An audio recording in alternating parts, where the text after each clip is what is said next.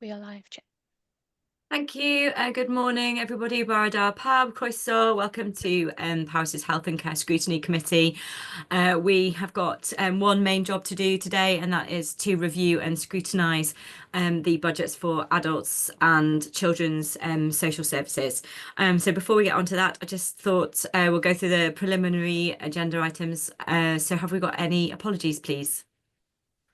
The only apologies I've got is for Councillor Alwyn Evans, who will be leaving early at 11:45. Thank you. Declarations of interest. I think we have got one. Yeah, me, Chair. Yeah, I'm a trustee at East Radnor Care, so it would be adult day opportunities. Thank you, Councillor Deb. Gareth. Yeah, I'm also a trustee of the Built Wells Community Support. Thank you. Any others? No. Disclosure of party whips. No. Okay, so our main item is to look at the budgets. It's down on the agenda as draft medium-term financial strategy and budget and capital programme. But what we are looking at, although for members of the public, if you've been into the papers, you'll see there's pages and pages and pages, but we are focusing purely on adult social care and children's social care today. So on that note, I would like to welcome portfolio holders. We have got Councillor Sian, and is Councillor Sandra with us yet? I know she's doing children's. Is she here yet? Carry on. I can't see. No, not yet, Chair. Not yet. But we've got Councillor Sian and also Councillor David, who's the portfolio holder for finance. And then welcome as well to the director, Nina, and also officers Sharon and Sharon, heads of service. And then we've also got finance officers. We've got Jane. I'm sorry, I'm not going to get everybody's titles right. So please, whenever you start speaking, please just say what your title is, because they've all changed and I'm going to get them wrong if I say what you all are. So we've got Jane and Anne, and I know we're going to have Jackie at some point as well. So without further ado, I'd like to hand over to Councillor Sian, please, to introduce and to start talking through the adult social care budget. I'd like to spend about half an hour with you guys giving us a presentation on the your main headlines from the budget before we move on to questions.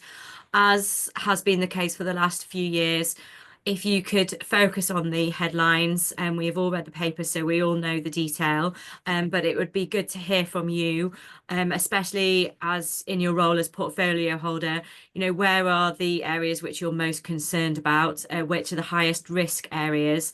Are you comfortable that, you've had enough detail from officers in order to make decisions on where you want to put cost efficiencies through? And, what do you see as the biggest risks and challenges in budgetary terms over the next year? And on that note, I'll welcome and hand over to you, Councillor Sian. Thank you for coming to Scrutiny today. Thank you, Councillor Amanda. So I've got 3 slides to talk through. So the first one looks at the pressures on the service, the second one looks at the savings that we're proposing, and the third one looks at main risks. So I thought I'll go through the slides and I'll outline those, and then we can have a discussion. I don't want to preempt what you might want to ask me. So I'm just waiting now for the slides to come up on the screen.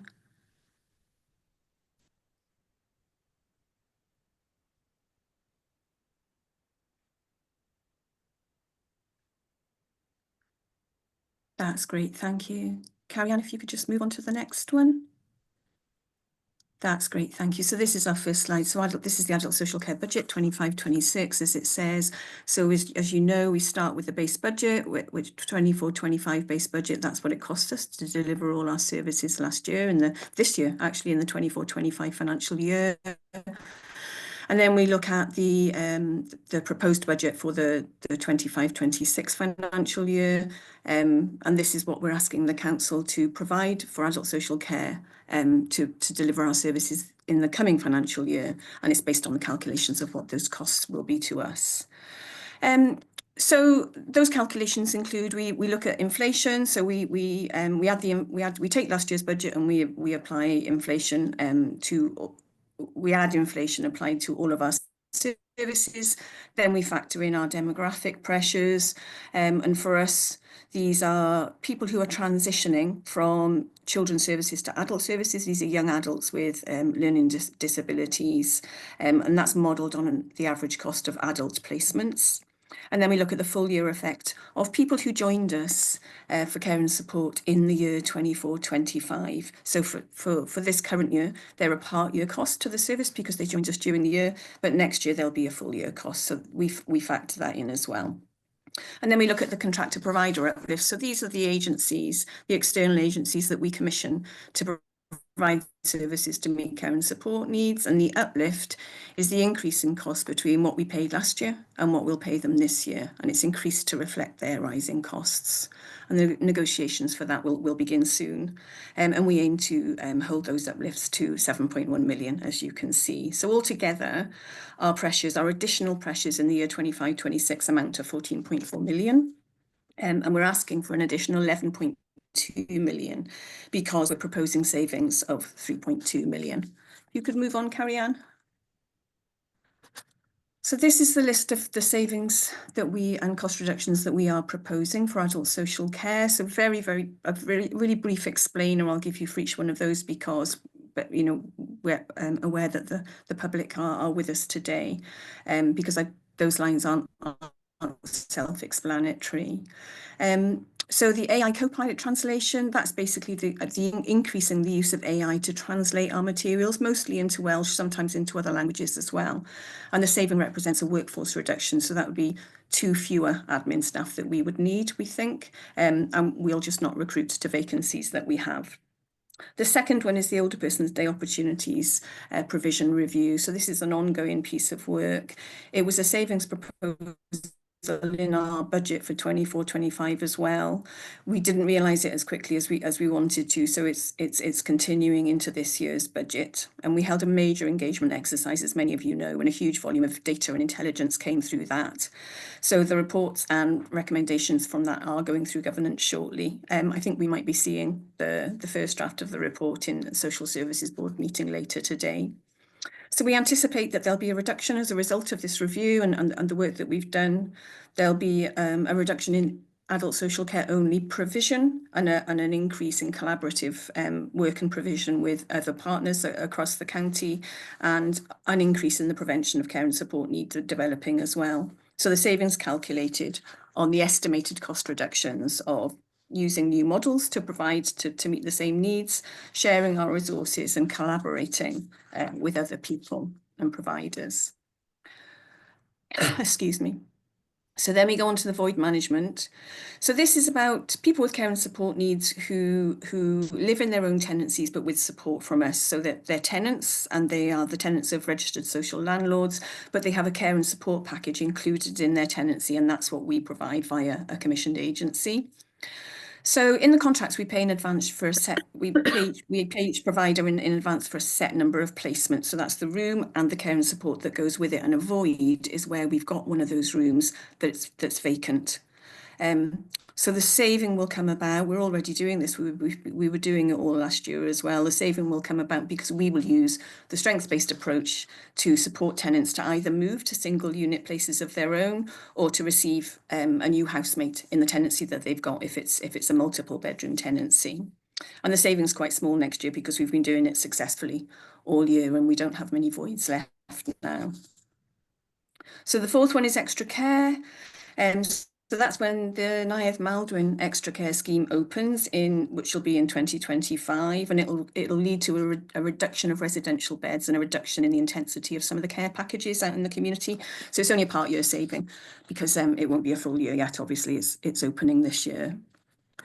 The locality hub development saving. This is a rollout of a pilot that we did in 2023 in our older persons teams, and we continued that to develop that through 24-25, and we'll develop it further in 25-26. And what it's leading to is multidisciplinary teams of social workers, occupational therapists, and also including our staff from our front door, the assist assist service.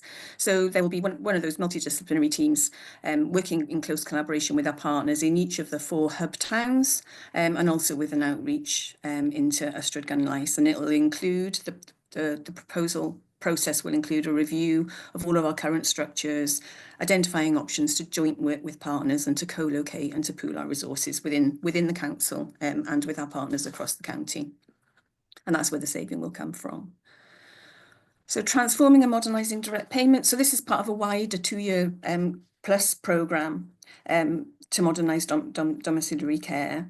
And this focuses on the direct payments part of that programme. Building on developments that began last year and what have been underway all year. And this one specifically is about supporting people who receive direct payments to collaborate together, to pool their funds, to pay for activity that they can all do together for the benefit of all of them. So reducing voids in learning disability respite, that's what the LD stands for, and reviewing the respite local policy. So we provide respite to the unpaid carers of people with disabilities. And quite a lot of that is often buildings-based respite. Some of them are buildings that we own. And this is ongoing from last year. So we had this precise saving proposal last year. We have reduced the voids as part of that, but we didn't get to review the respite policy, and we'll do that this year. And what the review will do will work with unpaid carers to ascertain what they want their respite to look like. Because what we're finding is in a lot of our buildings-based respite, some of our buildings-based respite across, there's not lots of them, across the buildings-based respite that we have, there are routine voids, there are a lot of voids. So we're asking the question, why is that? Are we providing what people need? And we think the review will probably result in finding that there are better, more bespoke ways to help somebody to have respite than to provide a building. And we'll probably be able to, we think we'll be able to reduce the buildings-based provision. So the strength-based reviews, as you know, strength-based work is all about supporting people to use the strengths and resources that they already have and to plug into opportunities and resources in their local communities, rather than us automatically providing statutory provision. So as we did this last year as well, and we'll just keep doing it, strength-based approach reduces the number of care hours and care calls that people have because it builds on their own strengths and independence, and it reduces the intensity of care packages where people do have care packages. And strength-based reviews lead to the right sizing of support. So people who are on a care package which is more intense than they actually need, we will reduce that. The funding body review, this is about just about the people's care being funded by the appropriate funding body. So people's care can be funded by the local authority, or it can be funded by the health board, depending on the nature of the care and support need and depending on the nature of the care that they require. So this relates to cases where responsibility for funding care and support needs is moving from adult social care to another funding body, usually a health board. And those assessments and administrative processes can be quite long. And while they're ongoing, adult social care pays the full costs, but then the correct funding body reimburses us at the end of the assessment process. And then finally, our utilities efficiency. This is worked out corporately, and this is our share, adult social care's share of utility efficiencies. So for buildings, heats and lights in adult social care offices and day centres. Next slide, Carrie-Anne.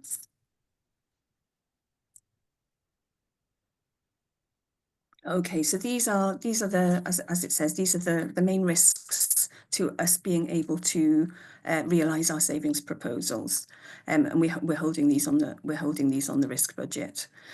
So the first one is about the Regional Integration Fund. We all call it the RIF. So this is a Welsh Government fund for regional partnership boards, which is focused on enabling better integration between health boards and social services for the services that we deliver together or can deliver together in partnership. And it's also about supporting new innovative ways to meet people's needs in partnership to develop. And it's also about enabling RPBs to make longer term funding decisions, give people a little bit more security. So the RIF funding allows up to around about 3 years before agencies are expected to mainstream and build the costs of those projects into their main budgets. So currently we have a key intervention, a work stream called Telecare, which is about using technology-enabled care in people's homes to increase their independence.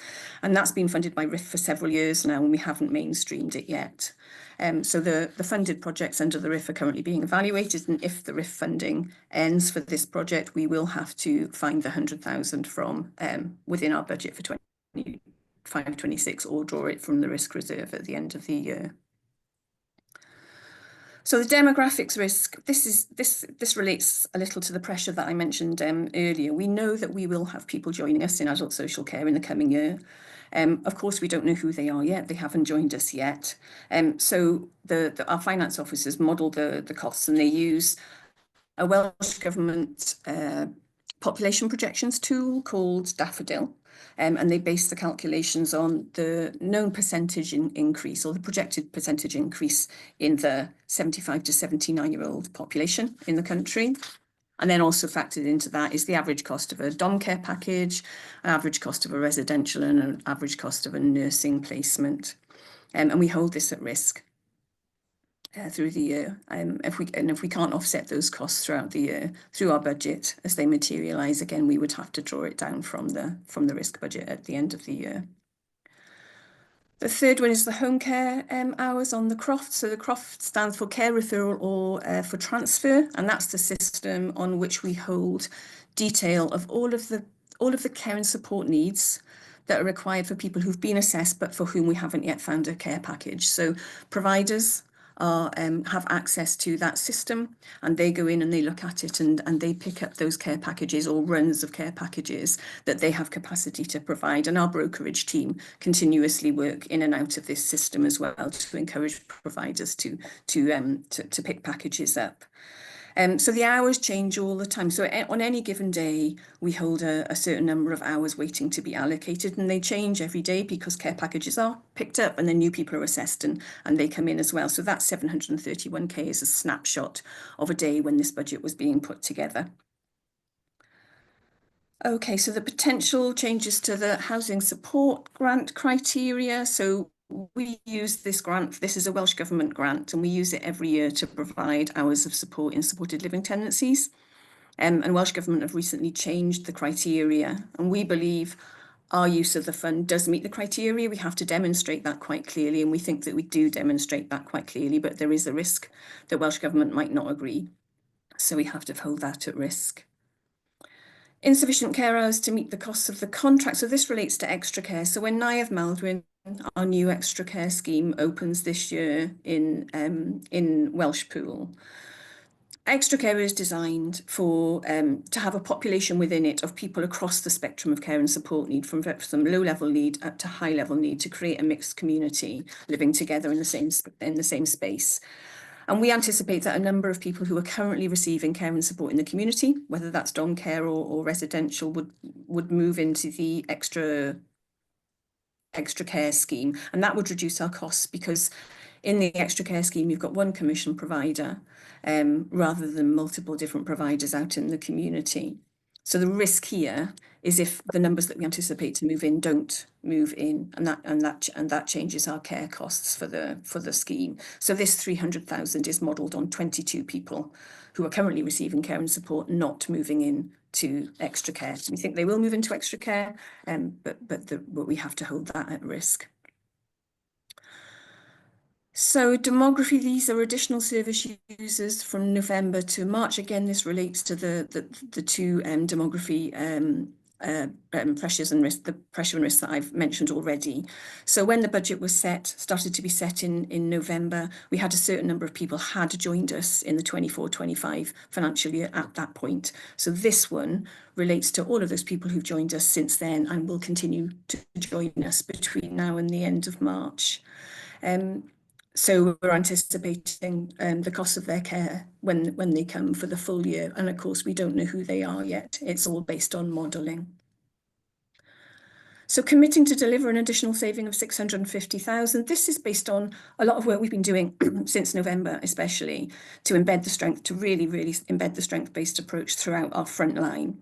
And a great amount of right sizing of packages has resulted as a result of that work, and has brought about a significant saving, 500,000. And we believe that continuing to do that and the consistent use of the strength-based approach across our front line in all assessments will reduce our need to use interim care home beds. So currently we use interim care home beds. If somebody's been assessed for a care package in the community and we can't yet find a provider able to pick it up, but we think that the use of the strength-based approach will reduce our use of interim care home beds in the coming year. And Cabinet has set us a target of £650,000 of savings through doing that.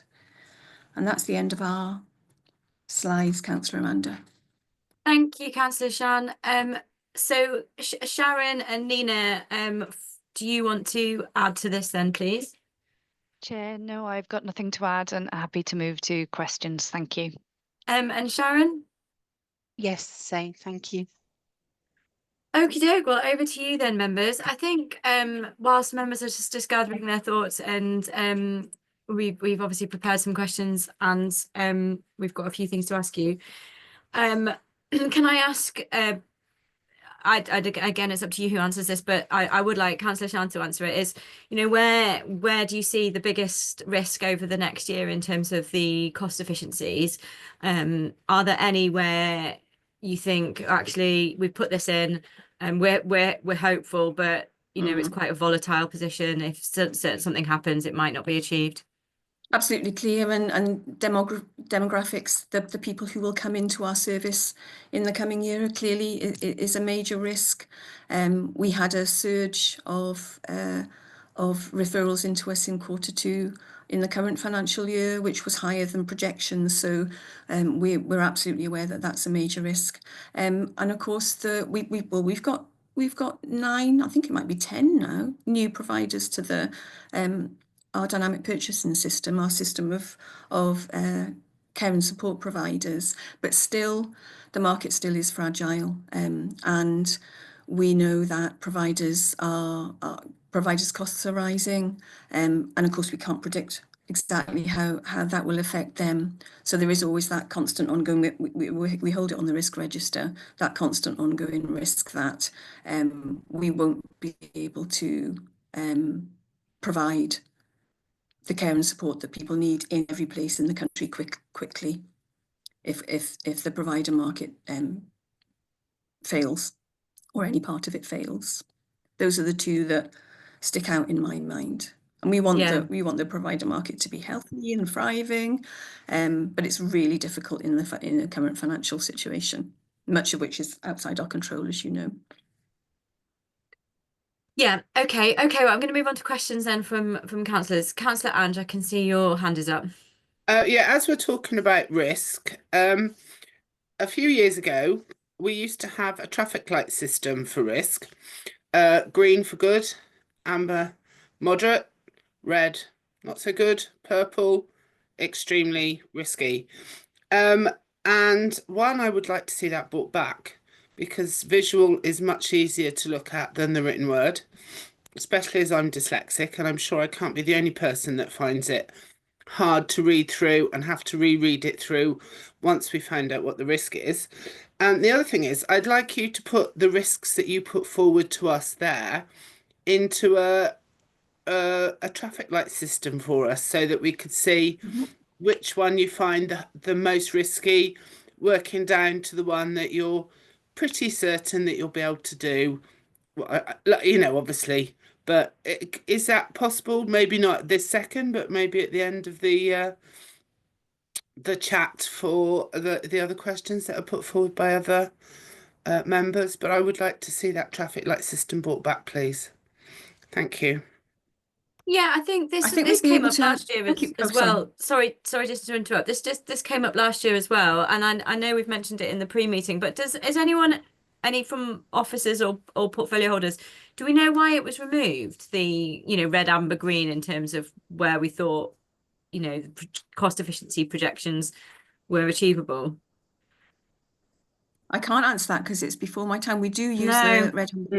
We do use the traffic light system for assessing risk on the risk register. So I don't see why that would not be able to be adapted to provide for what Councillor Ange has requested. But what do you think, Nina and Sharon?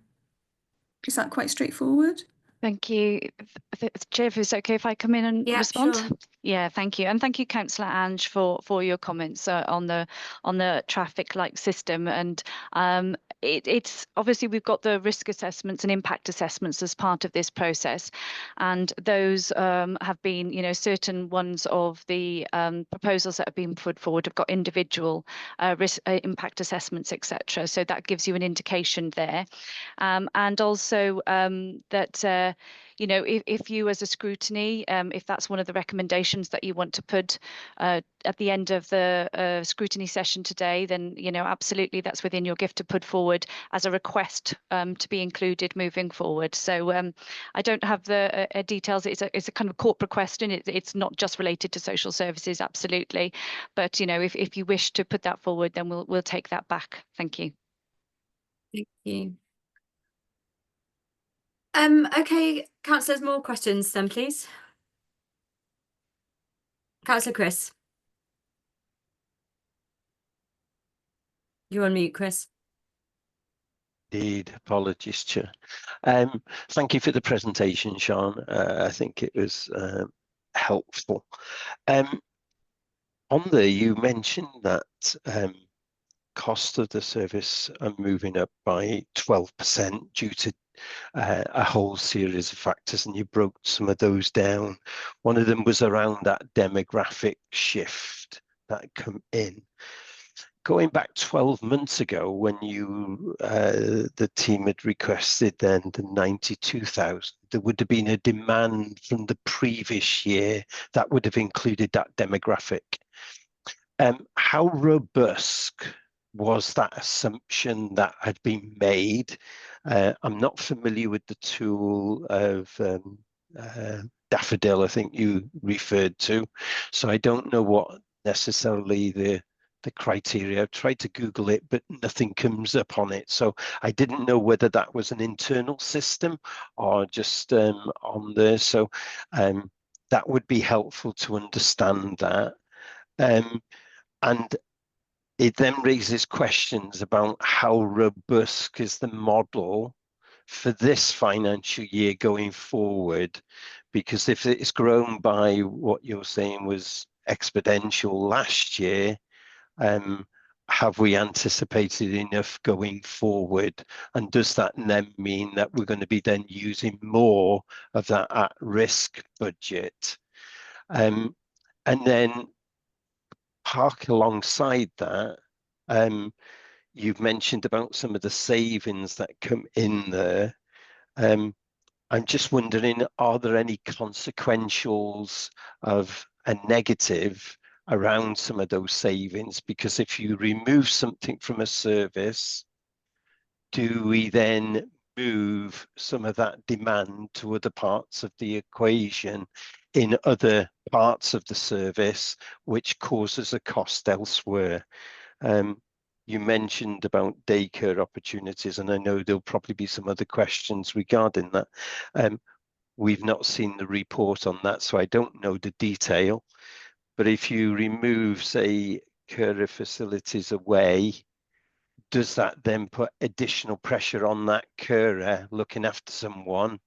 And do they then end up coming into the social service sector or into the health sector or into primary care? So it's about looking at those things. And I'll stop there, Chair. Thank you, Councillor Chris. I'll go through the questions and do come back in if I've missed anything. So regarding the demand for the demand the previous year and that being assessed, we were not alone. Local authorities across Wales experienced the same thing. I'll bring the finance officer in to talk about the detail of how the tool works, the population protection tool works. But demand seemed to rise exponentially across the country, and other local authorities were finding that their projections were being exceeded as well. So it is the tool that we use. I'm going to ask Jackie to come in to answer that in more detail, because I can't provide the detail that you're looking for in terms of what have we done to ensure that our projections take into account that they were exceeded last year, and what can we do to prevent that from happening this financial year. And again, I recognise your concern that we've said that this is what we're holding at risk, and your concern is that actually if projections turn out to be less than the reality, then we'll end up asking for more funding than the risk budget that's set out there on that slide. Yeah. I'll bring Jackie in a minute. Can I just interrupt on that point? Because I think it would be helpful to know over the last say 5 years what the trends are with our projections. Have we always exceeded what we projected? In which case, that is an exercise that does need to be done to make sure that every year we are reflecting and amending that tool. Or is it that if we exceeded last year, that is likely to be people that have come into the service sooner than they were expected, and so this year there's a chance that we will we won't meet those projections, because we can see from previous trends that there's you exceed and then you go under, then you exceed and then you go under. So is that an exercise that's been done, and can we have some detail on that, please? Chair, would it be okay if I came in here? Yes, just thank briefly? you, Nina. Yeah, if it'd be right, I'd like to invite Jackie Pugh to give the detail of the daffodil, etc. She's the financial lead for social services. So I think it'd be really helpful if she could come and explain that to the committee. But also we have done a piece of work as you're just discussing, and Jackie could share that for you as well. So if we could start with that, and then I'm happy myself and Sharon to come in with any other answers that are required after that, if that's okay. Thank you, Chair. Thank you. Morning. Hi, Jackie. Hello. In regards to the modelling of demography, the transitions in regards to learning disabilities and physical disabilities, we start working with the service user at the age of 14 in adults. So they are a known cohort of people, and it's based on what current services they're receiving, or what through discussions, what matters to them, what services they will require, say after leaving mainstream school. So within the budget projections and allocations, they have been accurate year on year, where the aging population, we obviously assume it's dead man's shoes, because there will be a throughput of people. But we've also then, in line with the aging population, we model the current cohort of people by the percentage increase of and numbers within the 75 to 85, is it? I'm speaking from memory now, cohort, and use the population statistics to arrive at that figure. But at any one, it could be at any one day a different figure, really, because we don't know who's going to present, or we certainly don't know at what point. And yes, this last year we've had the increased demand, but that's, as Councillor Shan previously said, it's the number of people that we've attracted onto the DPS, the home care framework, because we're now paying the UK HCA rate per hour for rural packages, and our town rate is quite favourable as well. So we have been managing all those people previously on the waiting list, and also we've had to, in line with Welsh Government direction, reduce the number of delayed transfers of care.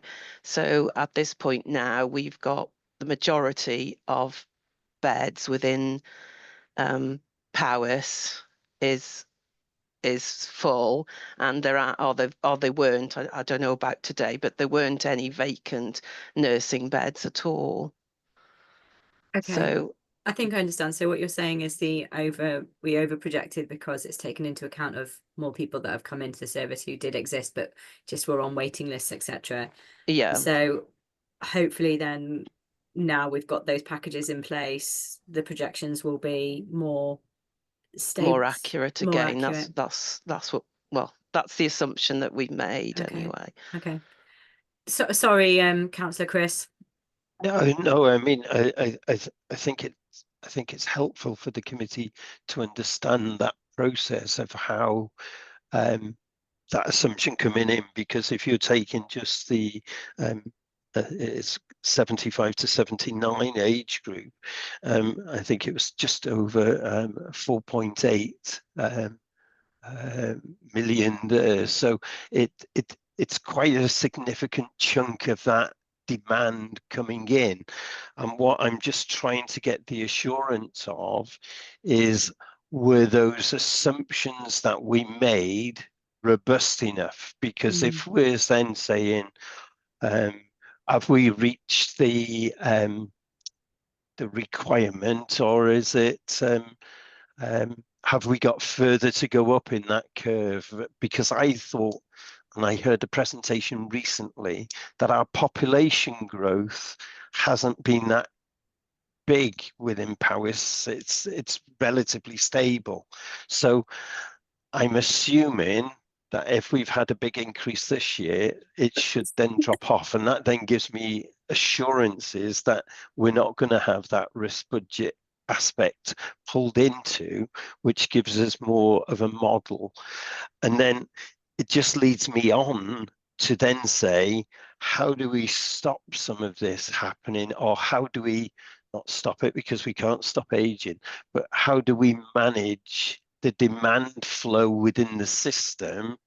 And some of that is around preventative services. And I just want to make sure that within some of the proposals, particularly around some of those cost savings you mentioned, we're not getting rid of or reducing down without really understanding the consequentials of the impact it would have on preventing people coming into the system to give us greater demand in the here and now. We're managing it through, so we've got that capacity within there to deal with, if that makes sense. Yes, I think so. So Sharon and Sian, who wants to answer that then, in terms of our cost efficiencies that we've got projected in terms of, you know, the preventative side of things? I'm happy to take that, Councillor Amanda. Do you want to, Sharon? I was gonna. Yeah. I don't mind. You, if you want to come in, Councillor Sian, and No, then I'll outline it. I'll follow on after. You'll provide. You absolutely will. You'll provide detail that I can't provide, but I made a note of those questions, Councillor Chris. And in terms of potential negatives, so I totally understand what you're saying, and this is where place-based planning and working in partnership with our partners and collaborating across the piece is so important, isn't it? So our proposals do not, we don't think any of them will result in the removal of a service. It will be about doing services and providing services, or making sure they are provided, but in a different way. So people's needs, the fundamental baseline of everything is people's needs being met. And our approach is, as long as those needs are met in ways that suit them, that means that what matters to them is at the forefront of decision making on what actually happens, then it doesn't have to necessarily be us. And we can work with our partners across communities to make sure that the provision is shared and collaborative. So in terms of the example that you provided, you know, if you remove a carer facility, does that put extra pressure on the unpaid carer? We would not remove something and then without it being replaced by something. It's about making sure that the needs are met in a different way, not that any of those needs wouldn't be met. and we will be working with our partners and with the service users themselves to make sure that we get that right. And in terms of so my thinking around in terms of managing the demographic pressures, we know that the demographic bell curve isn't scheduled to flatten out across the top, to go over the top until around about 2040. But the strength-based approach and the preventative work, as you've mentioned, is our key mitigation against the pressure from that becoming unmanageable. So alongside the work that we're doing to increase domiciliary care provision, to address the need for nursing beds, is this ongoing piece of work, the preventative work, the strength-based work, to try to reduce the development of intensive care and support needs, or delay them, so that people don't come into statutory services until later than habitually has been the case. So that piece of work is ongoing, and I guess we're at for the next couple of years, few years, we're almost at a kind of a pinch point where two streams of work are ongoing, and that's what we'll have to watch as we go forward with budgets this year, next year, the year after. Thank you. Karen, did you want to come in on that? Yes, please. Councillor Chris, I think it's a hugely pertinent question that you've asked, and it's something that we've been trying to tackle and really make sure that we've got the right processes in place to predict demand. And I wanted to give some assurances, but also give some context and information around the programme of work. So some assurances: we are constantly monitoring the age of admission into care homes to understand that that people aren't receiving that level of care too early. We measure our reablement progress, and we know that approximately 85% of people in receipt of reablement either see a reduction in their package of support or have no ongoing support needs. So a focus of ours is around strengthening our reablement offer with our partners in the health board, and our enablement offer within the council. There's also something around not just the amount of people that we are seeing presenting with needs, but the complexity of the needs that people are presenting with. So some of the work, the robust work that Jackie and her team have been doing with colleagues in commissioning, is identifying what types of placements we've seen an increase in during the year. And actually, since Q2 of last year, we saw a real increase in the number of nursing home placements and EMI placements needed, and a reduction in the number of residential placements that are needed, so indicating a level of complexity that has risen.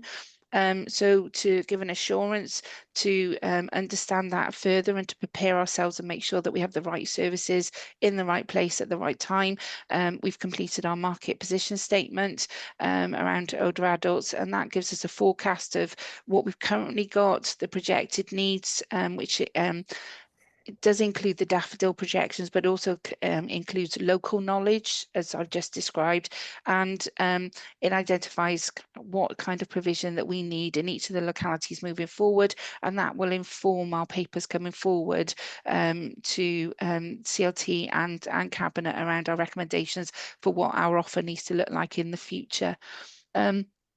There's also something around the prevention, as you absolutely accurately identified, Councillor Chris, and that links into the savings proposals, ironically, around the day opportunities and around right sizing and the locality model. So there, we do have a dilemma. We have to shift into that prevention mode to be able to prevent people escalating and needing more intense and therefore more expensive types of care, whilst actually maintaining our provision and responding to such things like hospital discharges, which, as we all know, is an increase in pressure for all local authorities. So, as Councillor Sean described, the model of support that we're trying to develop is around supporting people earlier, creating community resilience to be able to support communities as a whole through local area coordination, making sure that we've got the right support early enough to stop people escalating, and making sure that our intake model at the front door and our assessment model at the front door is robust enough to be able to support people through that model and prevent them coming in too early into secondary services. So we will be doing a lot of there are those savings attributed in the FRM, but there will be a lot of movement of resources over the next couple of years to make sure that actually that we are front loading our support model rather than being reactive. Okay. Hopefully that gives some level of assurance. Happy Thank to you. take further questions. Thank you. Thank you. Chris, do you want to come back, or are you? I'll give other members an opportunity to come in, Chair. So Okay, thank you. I'm sure I've got other things to come back to later. Thank you. Councillor Gareth. Yeah, just a couple of questions. In terms of the cost pressures, don't need it now, but I'd like to have some more information on the basis of those figures. Just to know, the number of clients, ins, outs, etc. And Sharon's mentioned that the average cost is going up, just to see what that impact is, so we as members can understand that better. Sean, you couldn't share the presentation as well, so I can just check the figures on the risk register around the demographics. I can't remember, was it it's 1.1 million for November to March, and I can't think what the figure was for next year. Probably better for Carrie Ann to do it, probably a bit smoother Okay. for Carrie Ann to do that. My question, a couple of questions there. You said about the 1.1 million being held, put at risk for the provision for extra net clients for, it's the last page. That's the one, Karen. Yeah. So you got the 1.1 million. No, is it 1.1 million? I've lost it now. For the November to, yeah, no, it's a million, sorry. And what was the demographics? 900,000. So you're holding 1.9 million at risk for changing demographics.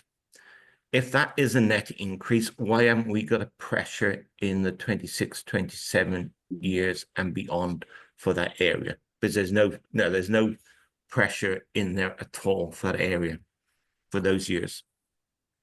And this is looking at the 5-year MTFP. Yeah, so Nina and Sharon, come in and correct me if I'm wrong, but as I understand it, it's because we don't know who those people are yet. So they don't appear as a pressure. We hold them at risk because we don't know who they are yet. They're yet to come.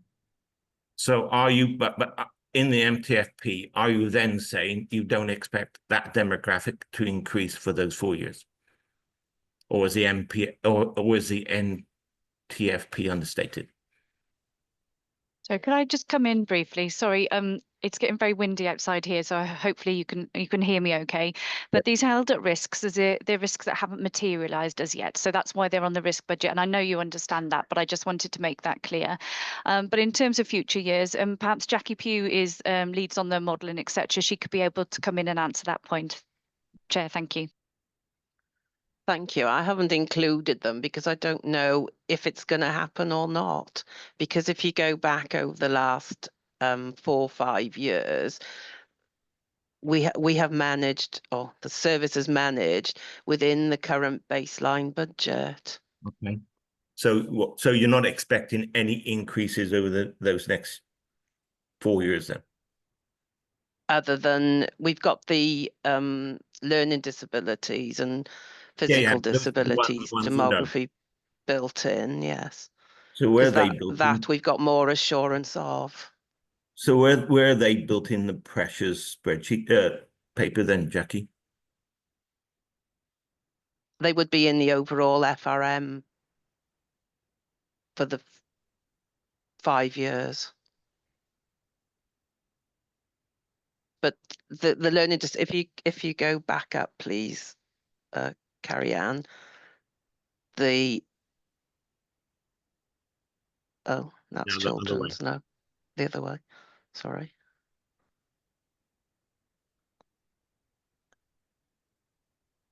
There's 1.5 this year of demography. for the known service users, and then based on Oh yeah, sorry. the increase in Yeah. clients that we've had through the door Yeah. I can up see that. until Thank you. Thank you. Yeah. now is the other figure. Sorry. Can I ask another Thank question, you. if I may, Chair? Yeah. On cost reductions, there's a line that's not identified in the presentation. It's under 23-24 brought forward direct payment refunds, one-off savings of 500,000, and it's a cost going. Is that the contra to, we had a line in previously in the previous year's budget of funding body review backdated? Is this now reversing that back out? No, in this year we had a one-off 500k, and that was because we were transferring to a new direct payment provider, and we knew there were balances when we'd be transferring across that we could actually reclaim, but it would be a one-off, so we need the money back into the budget for next year, and they have been achieved. Yeah, okay, thank you, that's fine. Carrie Ann, can you then go on back up to that one?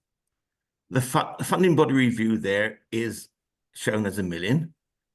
In the cabinet papers, the paper that went to cabinet and the papers we had today, it's shown as 1.5 million. Is that just an error in the figures?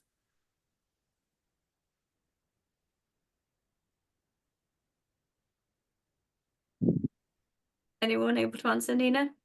Yeah, I've just checked the IFRM and apologies, is shown as 1.5 million. So I think that's just a mistake here on the presentation, but I'll just double check and confirm. Thank you, Councillor Gareth. Can you do the same with the 500,000 other way, because that's not in the presentation either?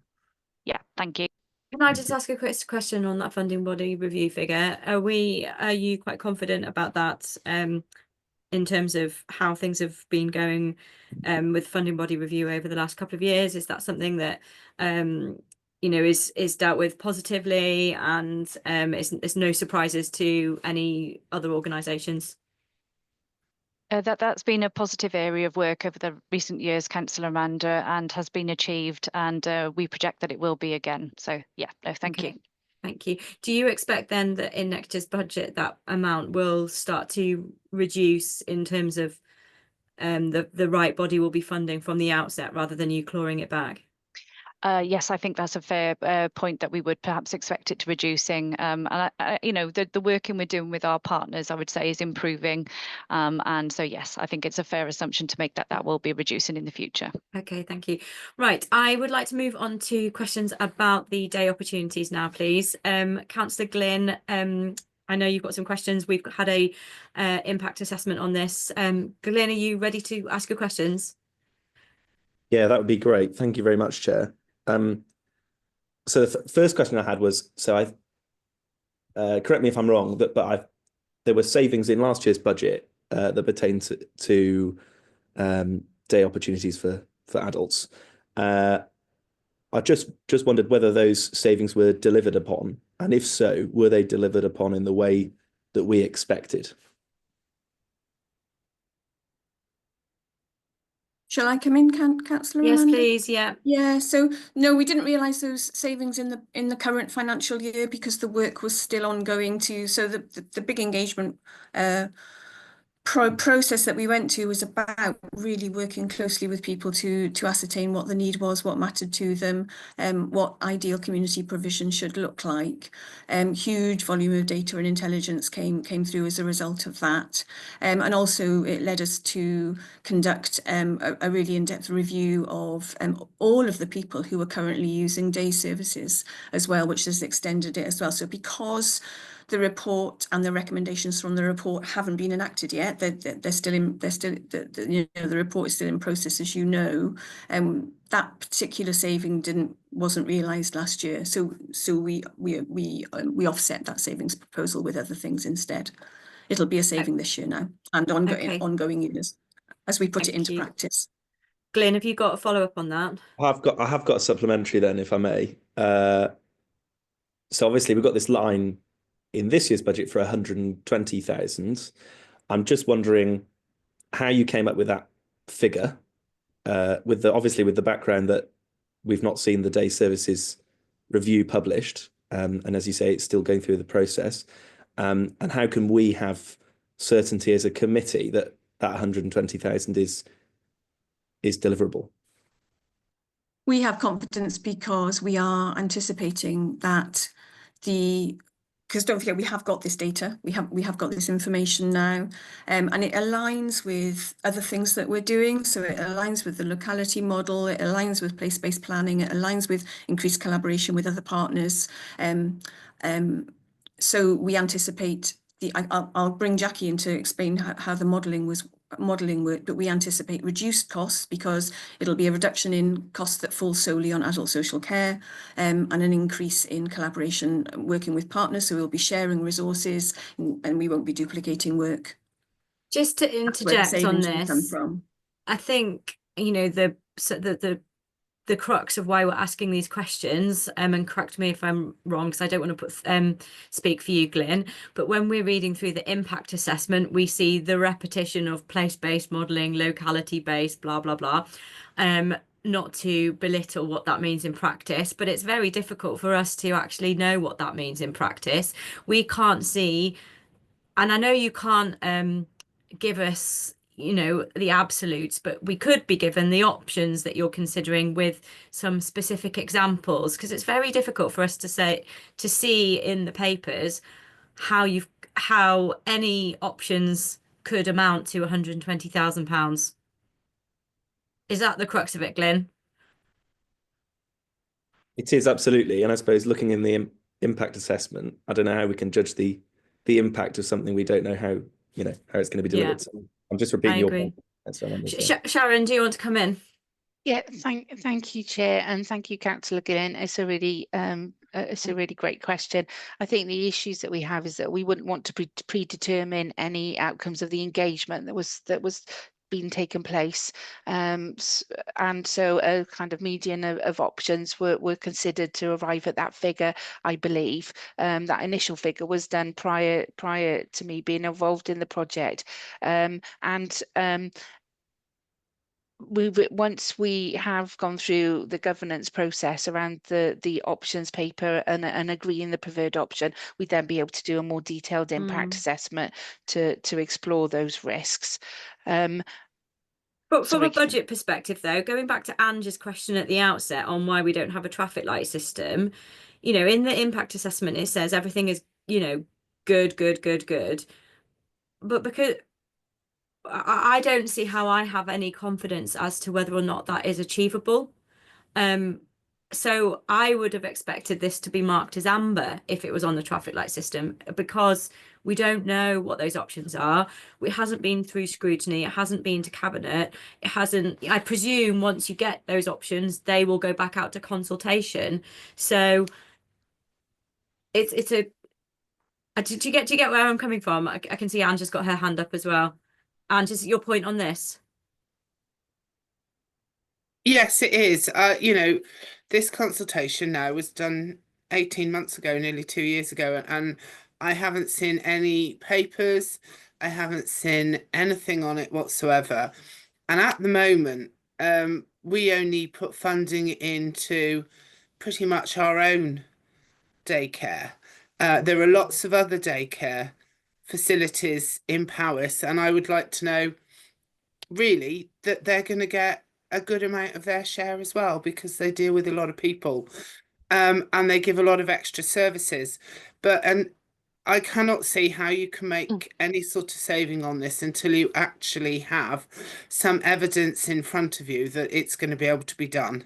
I'm sorry, but I just can't see that. And I think the point I'm making is that the evidence may be there in the background, but we don't have it because you can't give it to us yet. So therefore, how can you be assured that this saving is achievable? Nina, do you want to come in on it? Yeah, thank you, Chair, if I may. No, thank you. Really, really good questions and challenge. As you know, this work is near and finalising, and there will be a draft report coming forward within weeks in terms of the day opportunities and a potential way forward. This is an estimate at the moment because obviously there is no decision being made. So just to make that clear, but as soon as a decision is made, we'll be able to finalise and put in the detail of what exactly we anticipate could be the cost efficiency. So just to make that clear, you're right, you know, Councillor Amanda, Chair, you said about it being an amber. Well, until a decision is being made, then yes, it would be, isn't it? So obviously as part of a scrutiny, you will be having that report and the detailed impact assessment coming to you. So you will have an opportunity as a scrutiny committee to go into that detail at that point. So just to give you that assurance, which I'm sure you know as well. So, you know, when we do these cost efficiency savings, some of them we have to put in estimates at this point in time when the budgets are being set. But we will work within the service if there is any change to that to mitigate that within the service as well. Thank you. Yeah, I think our comment is likely to be, Nina, Sharon, that, you know, we can't really be assured as to how realistic this is either way, or whether or not it's ambitious enough based on your findings of the exercise you've done today, and also the gas needs to be pressed on this exercise, I think, because it's been going on for a while and there's a lot of uncertainty. I know I'm straying outside of budget discussion, but there's a lot of uncertainty for so many involved, both within the council and service users. So that's my comment. Glyn, this was your stream of questioning. Is there anything you'd like to come back on? No, I need to reiterate that point about uncertainty. We had a really, sorry, I'm well and truly straying off now, but we had a really great session in the engagement process. I don't know how long ago that was, where we were interacting with staff, the centre manager, etc. And yet they're none the wiser as to what the outputs of that have been yet. And that is a worry to them. So yeah, the sooner that can come back to us and we can see the options, the better, I think. Yeah, absolutely, Chair, and Councillor Glynn, absolutely accept and agree. And we are at the very final stages of the work on that. And one of the points that Councillor Chris mentioned earlier was the importance that we're making sure that we're fully costing through any potential implications of any of those options. So it's just that final work and financial work that's being completed at the moment, and you'll be having that within weeks. So I just want to absolutely agree and assure you that that work is very, very near completion. Thank you. Thank you, Councillor Gareth. Yeah, just linked to that point that Councillor Glyn's just made, the 120,000 saving projected for next year. Is that new strategy going to be implemented on the 1st of April, or is there going to be a full year benefit, a further benefit in 26-27? And if there's going to be a further benefit in 26-27, why isn't that being put in the cost reduction spreadsheet? Sorry, Sharon, is it okay, Chair, Councillor, for Sharon to come in with that detail? Thank you. Yeah, that's fine. Yes, thanks, Councillor Gareth. I think until we'd finalised the papers and worked through the agreed option, we wouldn't be able to actually commit to that further. But actually, once we know that detail, we would then be able to evidence that in future projections if there is one to be made. I think, as Councillor Amanda said, you know, I would also rate it amber at this point because of the decision not being made. And once we have that full set of finances and a decision made, we'd be able to make a better prediction for future year. Okay, thank you. Okay, thank you. Right, any more questions on adults, please? Councillors, I have got a few, but I don't want to take over. Which now I look like I'll have to because I can't see any questions. Okay, can I just have the slide, please, with the pressures on? I just can't quite remember the full figure for the contract provider uplifts figure. I thought it was 8 million, but I think it's slightly different. 7.1 million, Councillor. 7 point what, sorry? 7.4. No, 7.15. 7.15. Yeah. Obviously, Sharon, that's a huge figure for you to have been presented with by the service as a pressure. When you get given the pressures from the service and they come in chunks like that, what do you do to dig underneath it? Oh, you're on mute.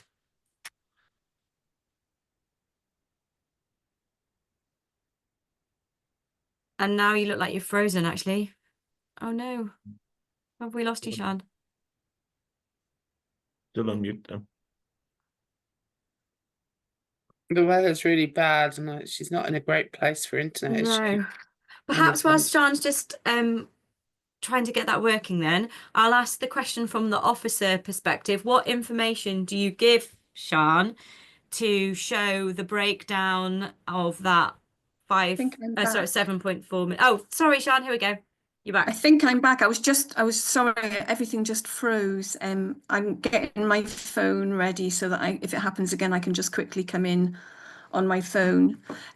So I have meetings, I have regular meetings with Nina and Sharon, but through the budget setting, I also have meetings with Jackie Pugh, and I ask quite detailed questions because I want to be able to understand, so I need to know that I understand the detail of it.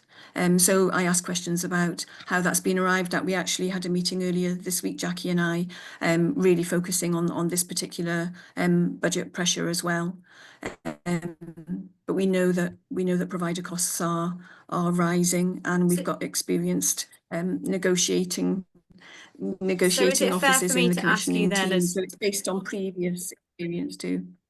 is it fair for me to ask you then to sort of talk through that figure then in terms of where the big chunks are? Is it mainly in relation to contract provider uplifts in dom care? Are there bigger factions of it than others? It mentions about national insurance. Do we know, how does it all break down? Yeah, no, sorry, I can't provide you with that level of detail. I would need to bring Jackie in to start breaking it down here. I've got notes somewhere, but I wouldn't be able to. No, that's absolutely fine. I think then my question to officers is when you get, how do you calculate that? I imagine you're pulling in information from, so many different areas, but how do you work out that what you're being given by contractors is reasonable? How do you assess it? If they say, we're going to need X amount more from you because of this and this, and that figure is £1 million, how do you, what's the challenge there? Thank you, Chair. If I could start in and then maybe ask Sharon Fruin to come in as a head of service, and then Jackie Pugh as well. But this area is contract provider uplifts, and as you say, it does cover a huge area: residential, nursing, supported living, domiciliary care, direct payments, etc. And of course, we've got contracts across all of those different areas, different contracts, and uplifts, etc., are all worked out differently within those different contracts as well, mostly based on CPI, RPI indices, etc. Within that, we've also got the impact of real living wage, which will vary provider by provider as well, dependent on their staffing, the staffing levels, etc. So it is very complicated and very detailed, and a lot of work goes into this area from the commissioning team and from finance as well to put this together. But if it's okay with Chair, I'd like to ask Sharon to come in, and then Jackie Pugh. Thank you. Thank you. Yeah, I'm just keen to understand how you measure that it's reasonable from all of the different streams. Thanks, Councillor Amanda. We've got quite a rigid and consistent approach to this, as you'd expect, because we need to be equitable across all our providers. And there is a set of parameters we ask providers to demonstrate and evidence through our fair cost of care, and that takes place whenever we actually get a request for a placement and we get costings back. We scrutinise that to make sure that actually what they're providing with us as a figure, they can attribute across their different layers of service provision, whether that be their operational costs or their wages, and that's and that's a fixed template which we work through with every provider, and for every high cost placement that we make. If there is certain areas where we have any more concerns, there have been occasions where we've done detailed exercises with providers, and we've involved our partners across from PTHB as well to look at the funded nursing care element and the CHC component, and that is done robustly as and when we've got issues with any particular provider. There's also a national agreed rate called the CCAPS. So if anybody's on that framework, then that is set at a national level.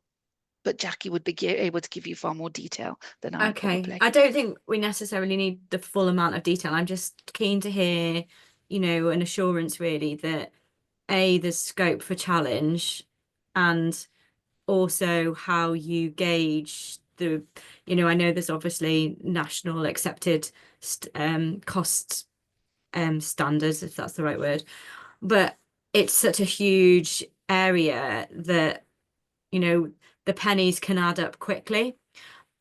So do you ever look at other local authorities' budget pressures that they're sharing this year, and they'll say, you know, well, we've got £5 million worth of contract provider, national insurance, etc. uplifts, and that works out at X pounds per person who receives services in those areas. Are you able to do comparisons like that?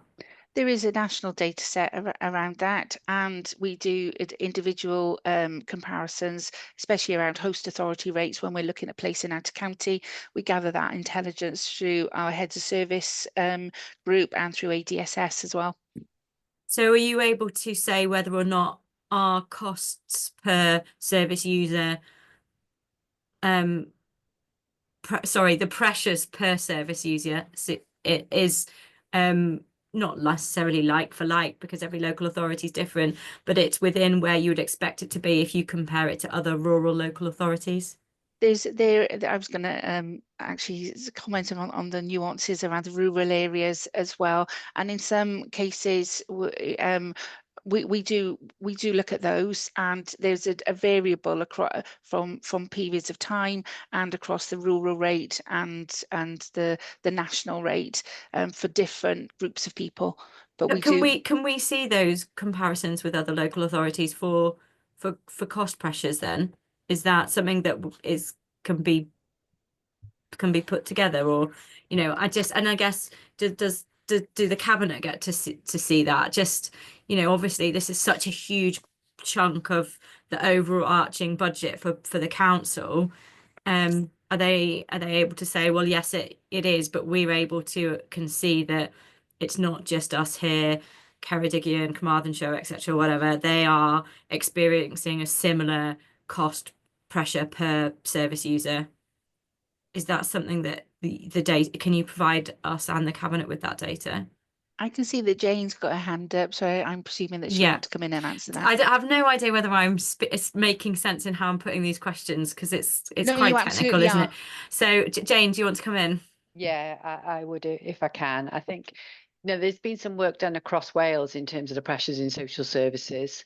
I was actually at the Senedd last week giving evidence around this area of spend, and I think if you look at some of the papers that have been produced by the WLGA, it is recognising that pressures for social services alone are totaling about 223 million across Wales for next year. And that is seeing, on average, a 9% increase in budgets across the piece. I think it's important to note then, of course, that in terms of the rural authorities, some of our costs are proportionately greater because of that rural aspect. And are we 12%? Sorry, Jane. Yes, we are. I was just about to say that. If you look at our draft revenue budget, you know, our costs are around 12% increase on the social care. So that just demonstrates, I think, that additional pressure on those rural authorities. And is that similar then to Pembrokeshire, Carmarthenshire, Ceredigion, Dwyfor, Meirionydd? I haven't got those exact figures here. We will be able to analyse that from their budget papers as they get produced. Yeah. Do you think that will be there in time for when we have this come to council? I'm sure we can have a look and see what's out there already. Yeah, just because I think that, you know, the public need to be assured that the pie chart breakdown of their pound of council tax is, so much of it is in social services, and I think they need to be assured that, you know, we really are doing everything we can to make sure that we're not an outlier. I think, can I just add one more thing? Because I think there is an added complexity as well with the national insurance. Yes. So when you are a council that is relying on the provider market, the funding that we can expect to support those national insurance costs, we're being told it will only meet direct council costs. So that is an issue for us, because if we're not going to get funding for the provider market where other authorities who've got that in-house provision may, then that will increase the pressure that we face as an authority as well. That potentially is £4,000 per person, isn't it? That's the change in the threshold. I mean, we've calculated what we estimate those costs to be, and I think we feel that that provider market cost could be as much as the total cost across the whole council in terms of that national insurance increase. So it is really significant. Obviously, in terms of the detail around It's that, that unknown. will have to be factored Yeah, through the we contract appreciate that. negotiations. We appreciate that. Thank you. Just on this line of the benchmarking then, are we able to see the, I know in other presentations we've been given the overall cost per service user spend in adult social services. I think I know roughly the figure, but I don't want to say it in case I'm wrong. Are you able to provide us with that figure and how that benchmarks to other local authorities as well, but more the rural local authorities?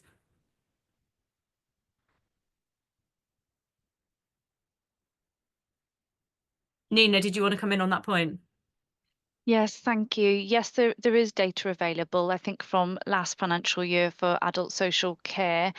Sorry, I'm just seeing if I can find it within my emails. But if you could give us a bit of chance, Councillor Amanda, we could come back to you after with that detail. Yeah, that's absolutely fine. Thank you. Okay, enough of me. Councillor Chris. Thank you, Chair. I recall that there is we were going to be using a diagnostic tool within adult social care, which has been mentioned. Was it the Newton element? And I just wondered of whether any of the anticipations of what could come out from that has been considered in any of this scenario that you've been presenting today, or is that going to be new evidence that would be then taken on board? And in another arena, there was some challenges around budgets and how to utilize them, and the conversation came up about using AI tools to look at those budgets and potential efficiencies. And I just wondered of whether we considered that going forward, because it could give us some additional advantages of how to use things in a more efficient way. Chair, is it okay if I come in? Yeah, thank you, Councillor Chris, and thank you for the question. You're absolutely right. We do have a diagnostic piece of work undergo at the moment in adult social care. No, the outcomes of that are not yet known and not being built into the budget as of yet. We expect those to be built in for the 26-27 financial year onwards. So just to give you that timescale. In terms of AI, you're absolutely right. We have been and have got a work stream ongoing across children's and adults together, actually, being led by Sharon Powell, who's with us this morning as well, looking at all the different opportunities for AI gives us, exactly as you say, in terms of efficiencies. You'll note within both the children's and the adults budgets, there are cost saving efficiencies allocated against digital and AI. So we are looking to reduce costs where we can in terms by using that technology, increasing efficiency, etc. So we have built those into the budgets. If you wanted some details on that, I'm happy to come back. Perhaps it might be a good session for a future scrutiny that you might be interested in. But yes, no, we've got a few pilots on go at the moment as well, which are quite exciting. Thank you, Councillor Chris. Yeah, I think that's something that would be interesting for the future, but not for detailed discussion today. That's great. Chris, anything else on that? No, that's fine. Thank you. Okay, I think possibly this is going to be the final question on adults from Gareth. Save for if you are able to get any of those other figures back to us during the course of this morning's meeting. Councillor Gareth. Yeah, just very quickly, both Sharon and Jackie have mentioned a different rate for rural compared to town. What is that differential?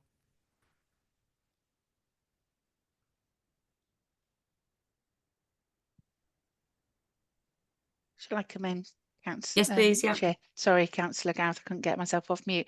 When I was referring to rural, it was the rural comparator. As regards to the national comparator, we do have a rural and town rate for domiciliary care, and off the top of my head, one is £27 something, and one is something £25. But I could give you those details. I'll find them now whilst we're talking. And rural, I assume rural is high because of the travel times. Yeah. Okay. Okay. And then Okay. are the staff then paid for that travel time? Or is that down to the individual contractor? We pay for travel time internally, and we would support staff being paid for their travel time. Thanks. Okay, thank you. I think there's a few unknowns for us in terms of us wanting to see some of the benchmarking data, and I understand that not all of that is necessarily available in terms of other local authorities' budgets yet this year. But it would be good for us to consider that as soon as possible rather than wait for it to come to full council. So Jane, if that is to hand over the next couple of weeks, are we able to be sent that by email so that we can add it into our scrutiny of this? Sorry, Chair, I couldn't hit my video button, but yes, we'll do our best to get that to you as soon as we can. Thank you. Okay, right. We are on time, which I'm slightly relieved to say. So I'd like to just have a 5-minute comfort break, grab yourself a cup of tea. If we can start off again as close to past as possible to go on to children's. Thank you. Thank you, Sharon and Sian, for coming to discuss adults. Please feel free to stay in case there's anything you want to, any sort of shared areas where there's something to add. But if you need to go, please feel free to go as well. Right, and I'm just going to turn my audio. If everyone could turn their audio and videos off just until we come back in 5 minutes' time. Thank you. Right, welcome back, everybody. We're now on to discussing the children's budget. So as we did for adults, I'm going to welcome Councillor Sandra and Sharon Powell to coming to scrutiny today, and hand over to Councillor Sandra to introduce the budget papers. Diolch yn fawr, Cadeirydd. Bore da pawb. The slides are on page 43 of the packs, and I'm sure Carrie Ann, if you're able to share, please. I'm sure people would appreciate that. In the meantime, while we're waiting for the slides to come up, the base budget for 24-25 was £30,726,000, and we're very, very appreciative that for 25-26 we have a 5% increase, and that is 1.614k. The pressures, as we can see, are similar to adult services, inflation, and the inflation, if you look on page 24-25 of the packs, that's the big page rather than the small page, it does explain about the inflation, and I'm sure we've all read through those, and it's on pay and other costs totaling 576k. The demography is one of the other pressures, well, two of them actually. One is relating to unaccompanied asylum-seeking children and the complexity of need, and that is 152k. And the demography of the current budget pressures for the full year effect of children in 24-25, and that comes to just over 1 million. And the last pressure is the contract provider uplifts. The contract uplifts include the real living wage, plus employers' national insurance and direct payments, and that comes to a 540k. And the total is 2.378k, as we can see on the slide there. I will move on now to the next slide, please, and that is regarding sorry, we got a different slide that I've got here. You've turned over one too many, but it says regarding, this is on page 44. Thank you. No, doesn't seem to, oh, that's it. That's the one. Sorry. Thank you, Carrie Ann. And this is regarding the children care pressure, children care pressures held at risk on budget 25-26. And the demography as the new children looked after, and that's based on recent trends. With our children looked after, we do have different cohorts as they go through the system, as they age and they move on, etc. And we have new youngsters coming in. But as we're having more young children in, and it's thanks to our staff that are reaching, excuse me, that are keeping the numbers of our children looked after so static, basically. But what we are finding is when the children are coming through our services, their needs are more complex and they need much more and intense input into them. And then there's the demography of the full year effect of 24-25 November to March, and that is 1 million, and that totals 2.409k. I'm sure that there will be questions on these and happy to answer as we go through. And if we may look now quite quickly at the children's service savings, and that's on page 45, the next slide. And the total for 25-26 is 764k. And the proposed savings are as similar to our, well, it's a corporate savings really throughout, and our excuse me, our utilities inflation decrease is estimated at 10k. The cost saving from using permanent social workers once qualified instead of agency, based on Grow Our Own, is 74k, and that is something that has been very effective. It's taken a while to bed in because we cannot, we can't magic up our social service staff, but it is working, and it is as a result of that our agency staff are reducing. We do need agency staff for emergencies and to cover sicknesses, etc. So it's very important that we do work with agency providers, and we have to make sure that we've got enough money available for that as and when we need. Reductions in staffing expenses, family time expenses due to closer to home. And again, this is an estimate, and we are working very hard to bring our youngsters back into Powys instead of being in further afield in England and other parts of Wales. And by bringing youngsters back, we are reducing the costs for our staff to go and visit these youngsters. Staffing redesign of commissioning services and business support with AI, and one whole time equivalent is estimated, and that's 70k. And with our AI use, I know that there's about an 80% success rate with AI at the moment. That is through Welsh language, but there is 20% of an error that we have to be aware of, and anything that needs to be go through the system needs to be proofread, etc. So it's with Welsh being our language, and we are using that more to enable our AI system to learn as it progresses, because it does learn as it goes through the system. But we are working with another authority and looking, because they've got a more successful rate than we are. So that's something that's positive. But we also use AI for other youngsters, because as we have our unaccompanied asylum seeking children, we need other languages as well. And of course, we don't know exact the proficiency of AI with other youngsters. So we do need interpreters, and we do need to be clear when we are talking to our youngsters to make sure that their needs are met. And then we've got the 16 plus our unaccompanied asylum seeking children accommodation, working with housing on this to increase the number of houses for our youngsters to go into. So I will leave it there. Chair, I've rattled through it because I know that people have read through this. Yeah. And so I'm open up for questions, please. Thank you.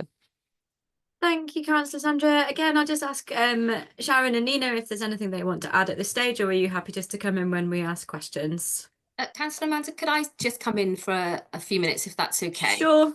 Yeah, just to set the scene really in terms of children's services as a whole. So our vision for children's services is very much about keeping children safer at home. So we don't just view the kind of financial management process in isolation. We look at that in comparison and contrast with our overall vision and aims, which is about keeping children safer at home, but also looking at our integrated business plan. And that has 3 strands to it. The first being right help at the right time. So that's very much about intervention, prevention, delivery of services in a really timely way in terms of assessing need, etc.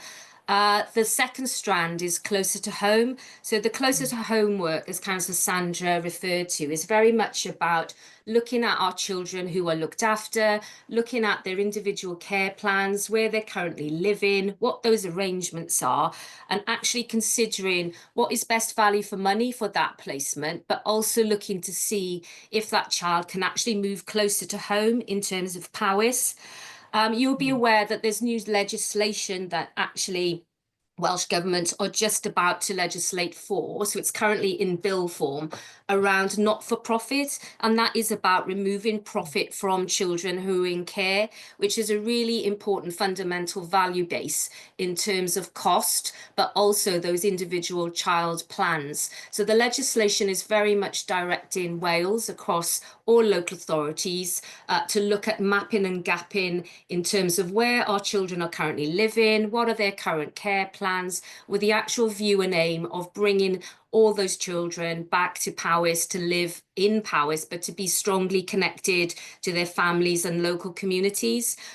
So again, that is a key principle for us and a key area that we're working on over the next, not just this year, but over the forthcoming years. And then our final area for our integrated business plan is our workforce. So our workforce is our greatest resource for children's services. And picking up on some of the rural complications that you referred to in adult social care, there are real challenges in any rural authority, not only the geographical size of Powys, but each community is slightly different in terms of its needs and aspirations. And that does come with additional challenges when you operate in a big rural authority. So our staff is our biggest resource. And what we're trying to do is build a sustainable future in terms of supporting staff, retention of staff, and growing our own social workers. And we've been really successful in that over the kind of last couple of years. And actually our agency social workers have reduced, and you've received a report into Health and Care Scrutiny on that previously. So those numbers of agency social workers have reduced from 57 right down into single figures for January. And that's a really important part, not only for a financial element, but in terms of stability of the resource in terms of the children's services staff, but also the stability for children's care plans, that consistency in terms of that intervention with that child and family. So there's much, much less turnover of staff. So I just wanted to add that really in terms of our vision is very much the same for this next 12 months. Our integrated business plan is very much building on those 3 key areas that we've had in place now for the past 2 years. Also, we are continuing to look at transformation in terms of looking at how we grow, what do we develop. We don't stand still. We continually reflect on the needs of individuals, the needs of communities, and look at that through sustainable Powys, which we referred to. But for us, that very much is about building and strengthening intervention and prevention. We know that if we can get involved sooner and we can work with children and families at a much sooner stage in that child's life, then actually that does prevent the need for different types of services and sometimes more costly services later on. So I just wanted to add that in, and thank you, Chair. Thank you. Before councillors kick off with questioning, then the same questioning really to Councillor Sandra in terms of where you see the biggest risk in the budget, and are there any particular cost efficiencies which you have less confidence about their achievability than the others? Thank you, Chair. Yes, our pressures are, as Sharon has pointed out, yeah, are without placements. We haven't got any control on placement costs outside of the border or even within inside Wales, parts of Wales. And because it's a national shortage, we are really held over the barrel on that. And that is why we are trying our best to bring our children back into Powys, and then we can provide them within Powys. It'll not only reduce the costs of travelling, but it'll be better and safer for our youngsters within Powys as well. There is the shortage, so that's one of our aims and our targets for. And the other one is that we have no control either of when a youngster comes into our service. Yeah. Obviously, if and when something happens, we have to rally around and provide a wraparound service immediately for that youngster. And come 1st of April, if we have a large family coming in, then our priority is to make sure that those youngsters are safe and to place them accordingly. And that puts us straight into the red, and we have no control over that. I'm really frustrated in this because we can't foresee how many youngsters we're going to have. We haven't got a crystal ball, and we really have to, we have to accept that what happens and do our best to make sure that these youngsters are safe. I don't understand the system. It's not like in schools you can talk with midwives, etc., and you can sort of preempt within the communities how many youngsters are coming into schools, and we've got TRVs, and then we've got the the system, so you can more or less project. And it's similar to adult services, we have no control of how many youngsters coming in, how and when. We also have our unaccompanied asylum-seeking children that are coming through our doors, and that's only right and proper that we take our cohort, which are allocated to us. We don't have a say on how many are going to come, but when they do come, again, we have to provide that service for those, and there are very clear guidelines as to when we are to provide that service. So we have a short window in which to accommodate and assess those youngsters. And as Sharon has alluded to, our staff are our asset, and we have to, make sure that our staff have the right support, because they do deal with some very, very difficult cases sometimes, and they need our support. So I think those are our main concerns, Chair. Sorry if I answered your question. Yeah, I think you have in terms of the pressures. I think in terms of if you were to look down that list of cost efficiencies, are there any where you think, oh, we're pushing it a bit, this is really ambitious, or any where you think we're maybe being a little bit conservative and we could have been a little bit more ambitious? It's always nice to try and be ambitious, but we have to be realistic as well. And one thing that I do know that our head of service have spoken to all staff, and every meeting that I have, and we have weekly meetings, weekly updates, and I know that there are regular workshops throughout the county, and within the assessments, staff are reminded of budgets, and it has been very, very focused on everything that we do, because we are concerned with the costs. We don't want to escalate costs, but it's very, very difficult, as I said. And we have inflation and everything else that everybody else has said, and that's alluded to on page 24 and 25 in the documents. So we just a small part of the big budget, aren't we? But we have to contain our costs as best we can. Thank you. They're all pressures, and they have to be met. Thank you. Councillor Chris.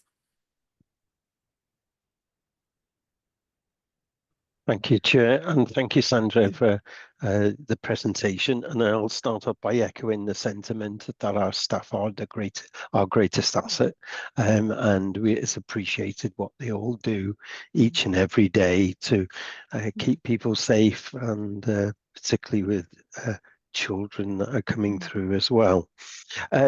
Two questions, if I may. The first is, when I was reading the papers, I come across the bottom of page 14-15.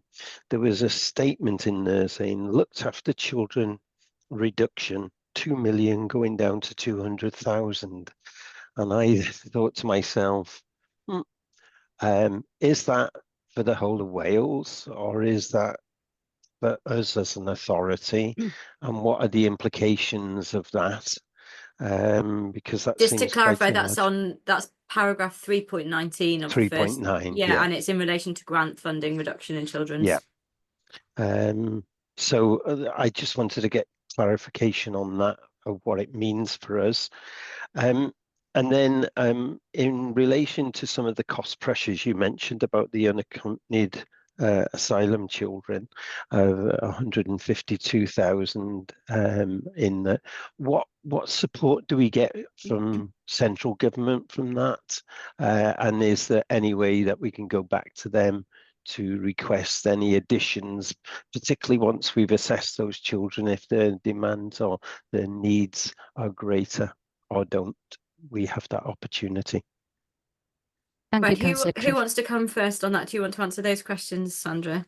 Thank you. Yes, please. Thank you, Chair. And thank you, Chris, for the questions.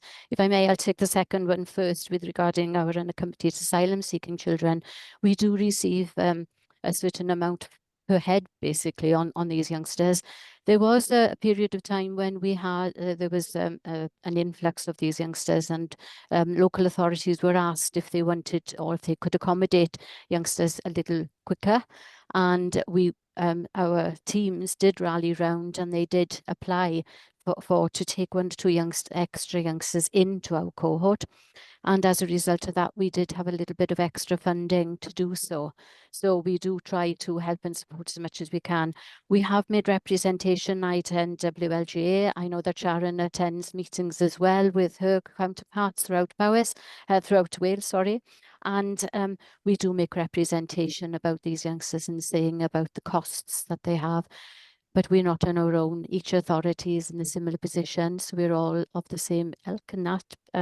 So we have made representation. We do ask if there's any extra. Money is tight, and we try and ask. We can but ask, and that's what we've been doing. But as I said, it's very difficult, and the complexity of need of these individuals is sometimes greater. When they come, we know that they're traumatized. We know that what they've been through, they do need the extra support. Can I just interject on this point then, Councillor Sandra? So obviously you say we would ask if, if there was more funding, but for some of these young people, it might be that Powys is not the best place for them to be in terms of their cultural needs or their medical needs. They may need to be closer to a district hospital, without getting into any anecdotal specifics, which I've heard. Do we ever push back and say, we're happy to take our cohort, but the children that you are presenting to us, their needs are not going to be best met in such a rural local authority? I can't answer exactly on that particular point. I know staff will come into this, but I do know that when these youngsters arrive, then on the Kent shows, basically, that's where they've been arriving in mass. And when they do arrive, there is a need to make sure that these youngsters are catered for or cared for ASAP. We do have a very short window. Yeah. And the first thing that we have to do when we get told there's a cohort of X number of children coming to Powys, we have to make sure that we get some staff there to find out what language these youngsters communicate through, and what their religious beliefs are. So that is a very short window for just to find out and identify these youngsters, and then other authorities in a similar position. So everybody's grappling around trying to find out how to communicate with these youngsters, what their needs are, and take them into our folds and look after them. I would argue that other rural authorities are in a similar position, but there would be urban authorities who potentially have got more resources that could cater for some of these children's needs in terms of medical and cultural. Could I come in, Chair, if that's okay, just to help to support the question? There is a degree sometimes of, if a child's being assessed in Kent, as Councillor Sandra says, that if their particular needs are best met, like you say, in terms of medical needs and need to be closer to a hospital, there is a degree on an element of being able to actually refuse that child based on need.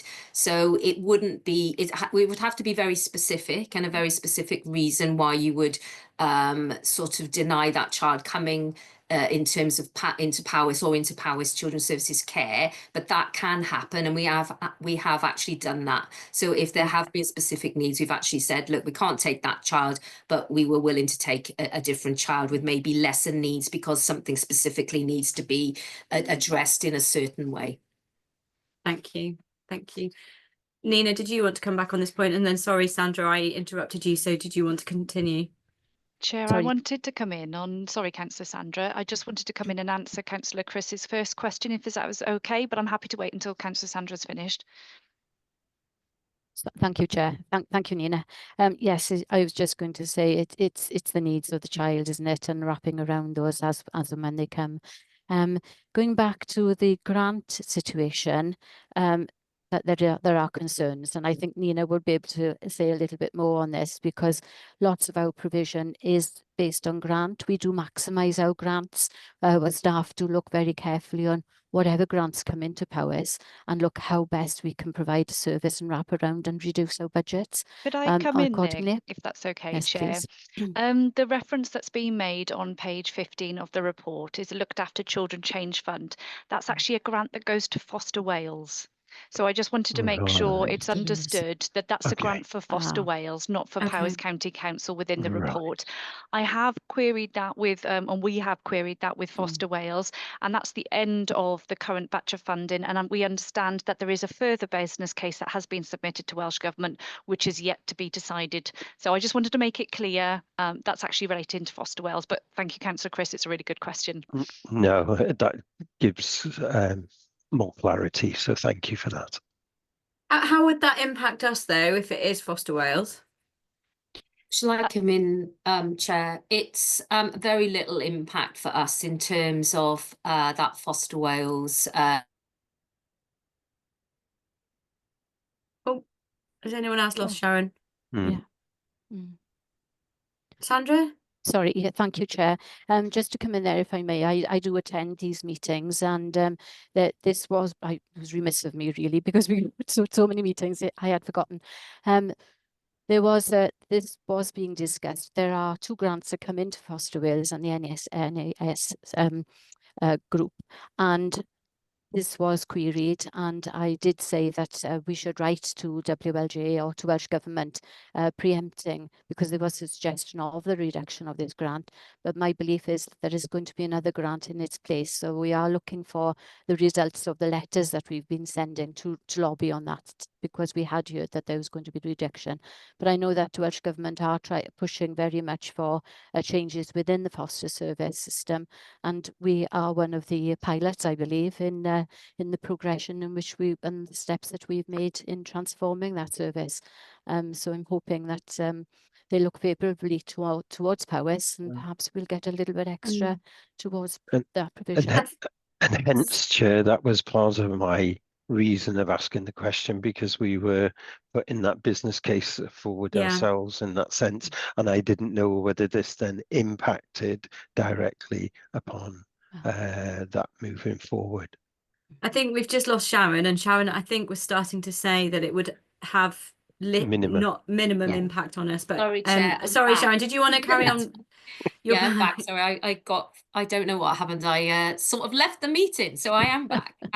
It would have very minimal impact for us in terms of that. There is a whole approach across Foster Wales in terms of recruitment, etc. But we do have our own designated recruitment officer within Powys, so the impact would be minimal for us.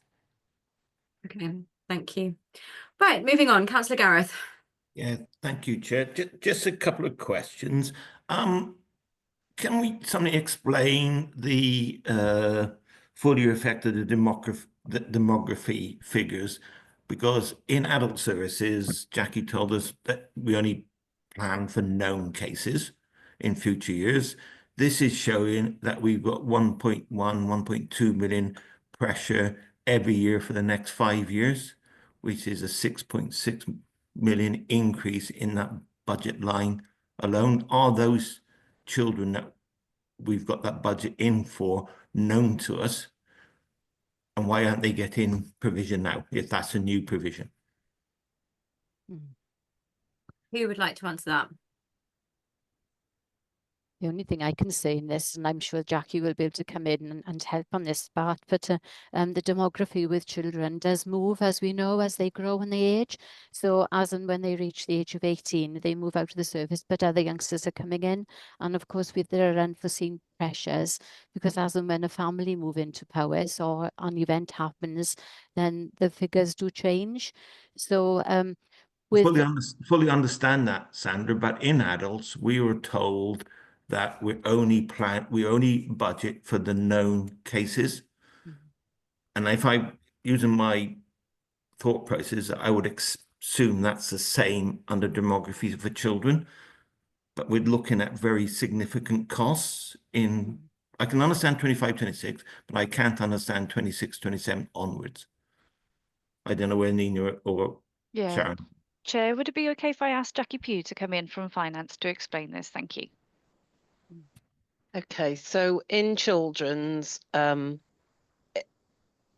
it's modelled on the current cohort of children, their costs and how they're going to move through the system. And why I've included a pressure for each of the years is if you go back and reflect, children's services haven't managed within their budget because of increase in pressures for the last 4 or 5 years. So it is felt that it's something that does happen, while as in adults, they've managed within the baseline budget. So they've managed, because people have died at the same rate as coming in, adult services have managed, so I haven't built it in, but in children's there hasn't been the ability to manage. So that's why I think it will occur in the future, but happily to be directed. So that's not a known then? No. It's an estimate, okay. It's an estimate, yeah. Okay. Right, I'll reflect on that.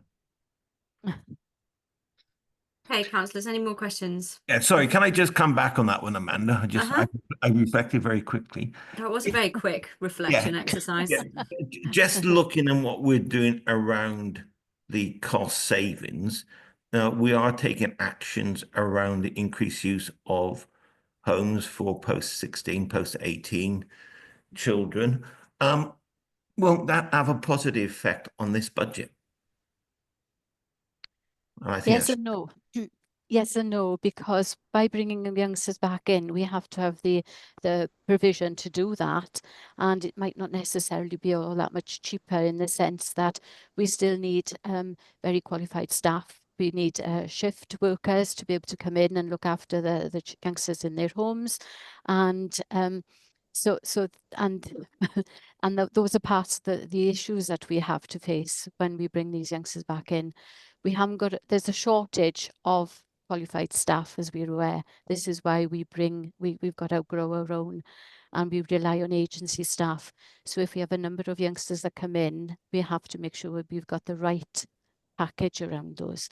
Initially, our aim is to bring our youngsters back in, and as we pan out and we get more, we increase in this, we will get better and our costs should reduce.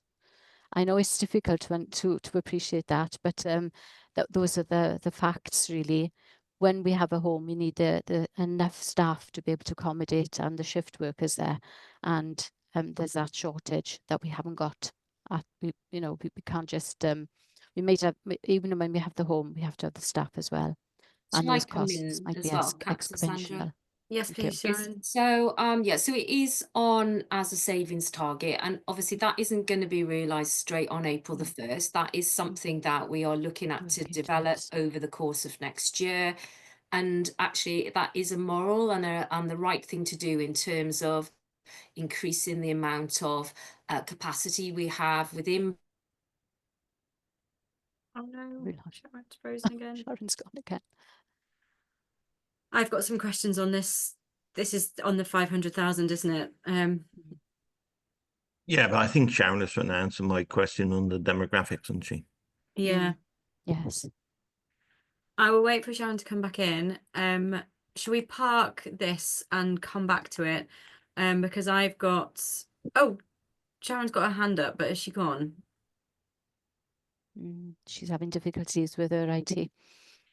I've got a question which sort of overlaps children and adults actually, which has just sort of been noticed because Sharon's back. we're just looking.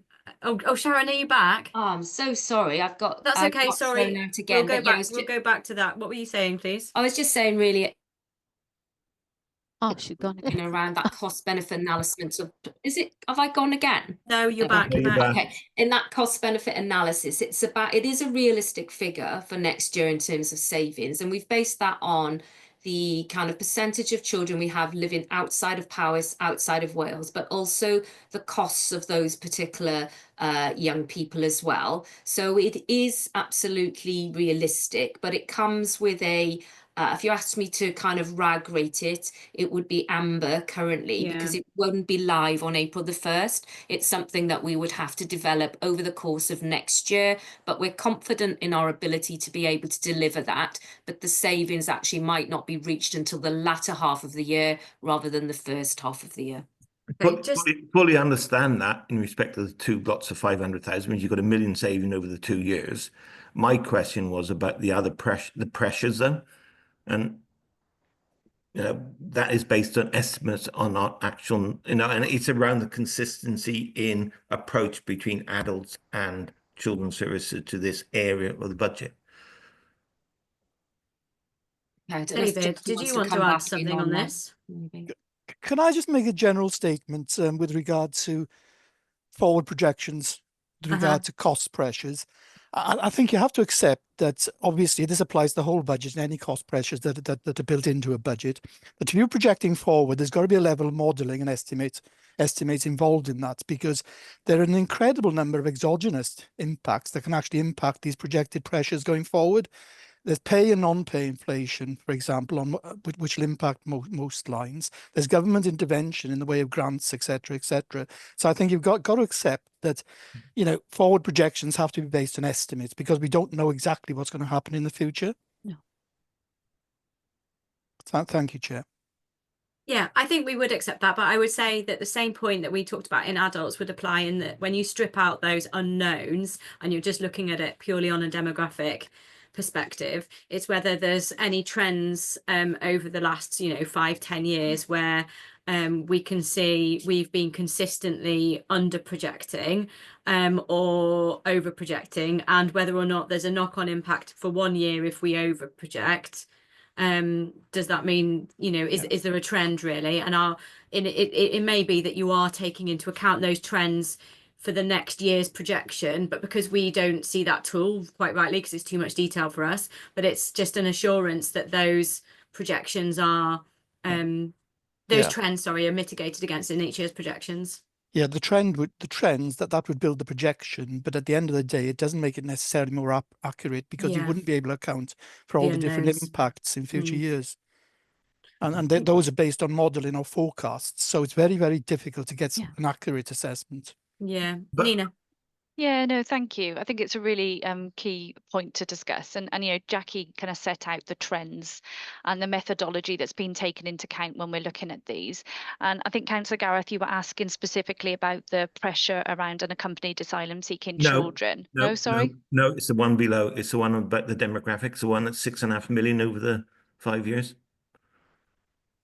And another point I would make, my understanding is that the number of looked after children we've got has been pretty stable over the years. And it's the cost of the placements that's been increasing and complexity of the placements. But with the not-for-profit agenda coming forward, surely that's going to put some stability in the cost of the placements. Hopefully. Hopefully, and that's what our aim is. But unfortunately, as we said, and as Councillor David Thomas has said, we are not able to we're not able to forecast how many youngsters are coming in. We're all aware of that, and we are trying our best to preempt where our biggest costs are. Our biggest costs are placements outside of the county. So by us providing that here, we are trying to reduce our costs and getting that into place. But these are pilots in the sense that we are trying our best to find and identify placements within county for those youngsters. But as I said, we do have to have the right package of support around those, and we don't know what needs those youngsters are going to have when they come in. So it's a little bit like juggling. We're trying to reduce our costs as best we can. We're trying to bring youngsters back in as best we can, but we also need the qualified staff, which we are trying to grow our own to do. And this is a national issue as well. So it's difficult. Otherwise we wouldn't be here, would we? You know, that's the problem. Thank you, Sharon. Yeah, Councillor Gareth, you're absolutely right. In terms of the stability around children looked after numbers, they are actually stable and reducing. And you're absolutely right. The cost of overall placements is increasing.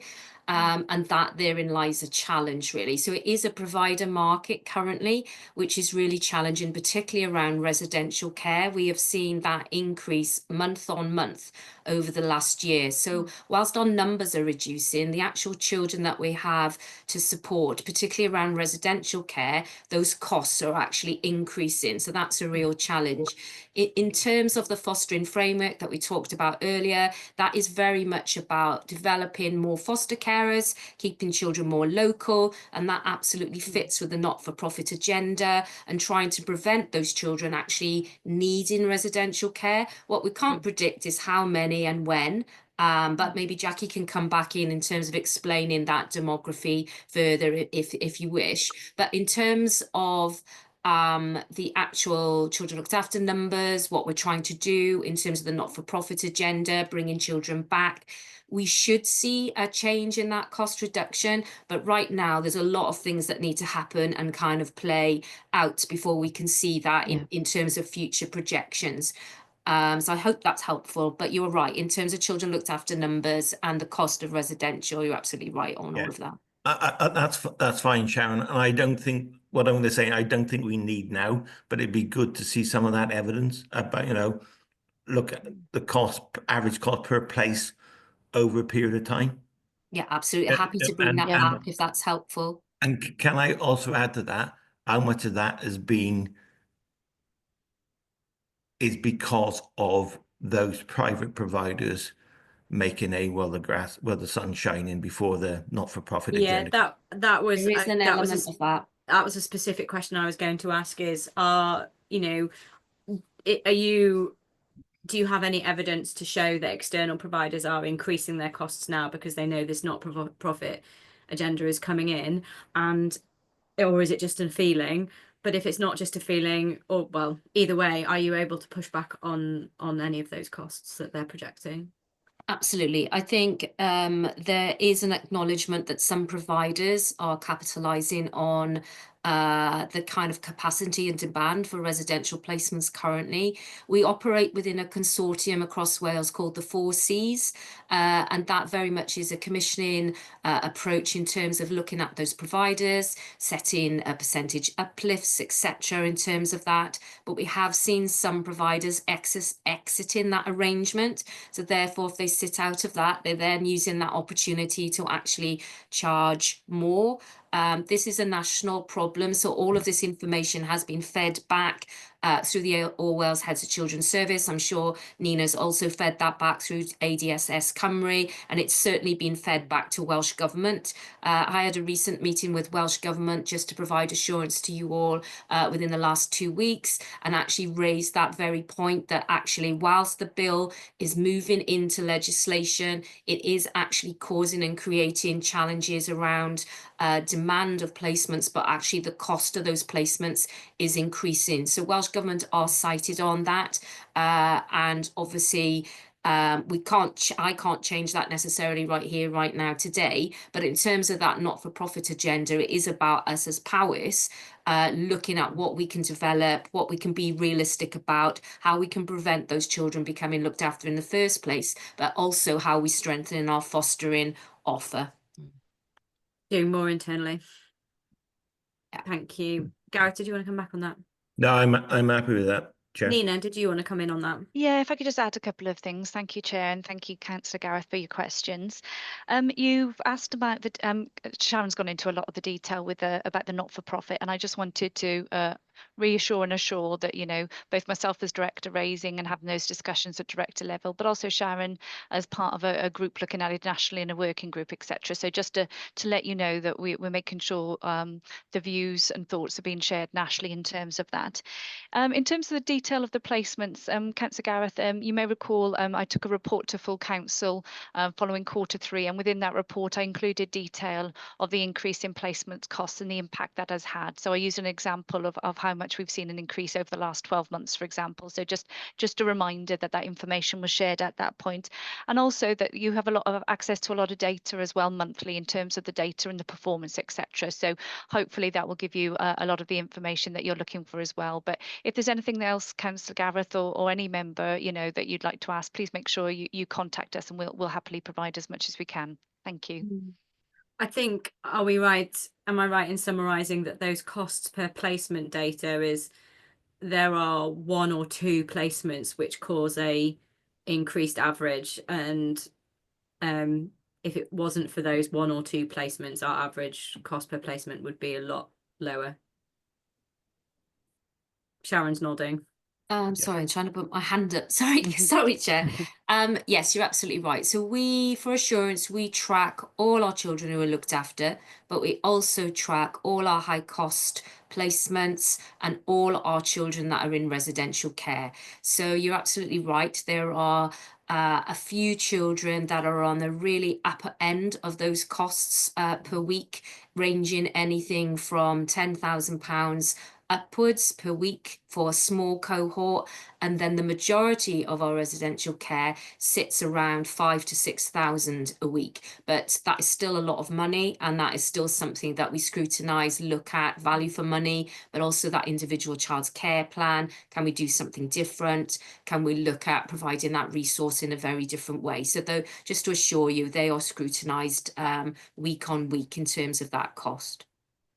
Okay, and do any of those costs come into the fund crossover with the funding body review to ensure that the costs are being, I don't know how to explain this, but I presume there's a mixture that a child would have of both social costs and health costs if they were in a very expensive placement.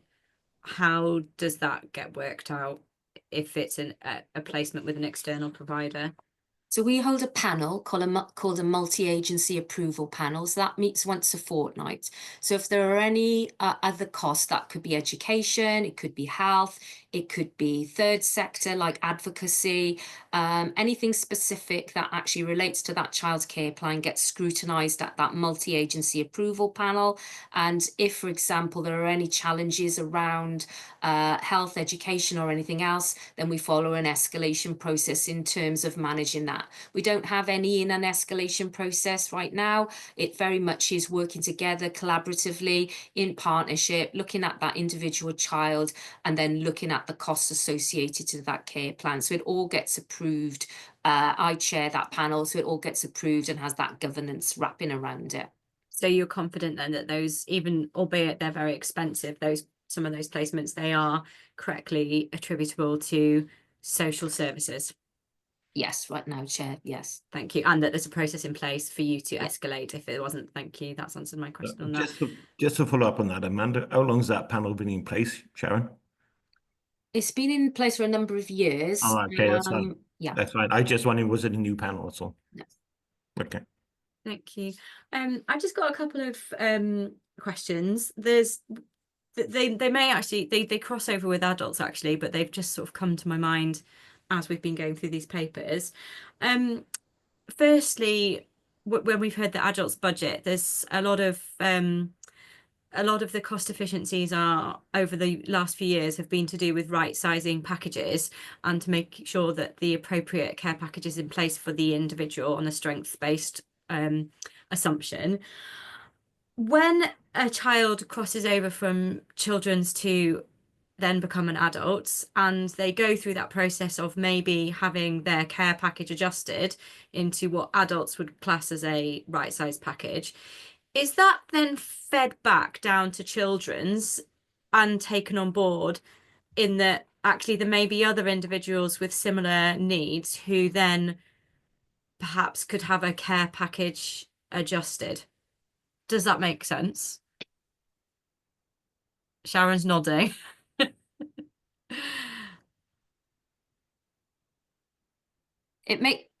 Thank you, Chair. It's a really good question. I think it makes complete sense. I don't know if Sharon Fruin is still in the call. She's put her Yeah, hand she up, is, so yeah. she's going to come back in. We do a lot of joint working around transitions, and it was mentioned earlier about around about the age of 14 that adult social care and children's services have worked together very much in terms of that individual child care plan, what that transition looks like, etc. But we also work very closely with adult social care and all our children that kind of we know that are going to kind of transition into adult services at an earlier point as well, in terms of knowing what those particular children's needs are, etc. I'm not aware of any specific challenges when the child moves over to adult social care, that then there should have been sooner reflections for children's services in terms of those individual care plans. But Sharon may want to come in and kind of add some more information around that. But certainly we would be very much open to that learning as two services under one directive, if and when there was any learning to be had around any individual situations. Other Sharon. Yeah, thank you, Chair. As Sharon said, that we do work really closely together, and obviously we're involved really at early days. So it's some of the work I'm most proud of, because it doesn't happen like this in every authority, and our transition arrangements are really robust. I would give you assurance that actually the right sizing around the child is done as and when through that process of transition, and actually usually those children coming through are quite complex, so that's why that work starts earlier. So those lessons are learned as we go along, and they're done jointly with children's services. If there's right sizing further on in that adult's life, it's usually around where interventions have been so positive, where there's been a change of environment that means that actually we've got more aids and adaptations, more environmental supports, that we've supported that person to become more independent on their own coping strategies, rather than staff support. So it's over a period of time which that journey would have to be undertaken anyway. But like Sharon says, we communicate regularly and would share any specific learning with children's services. Thank you. My next question again is on again, got a crossover on both, but you've both in adults and children's got cost efficiencies due to AI, and I think the figure for adults is about 70,000 and the figure for children's is 100,000. How have you, why are the differences? How do you scope whether or not you've been ambitious enough in terms of the efficiencies that AI could bring? Shall I start first, Sharon? So in terms of children's services, we feel we've been quite ambitious with our 100,000 savings.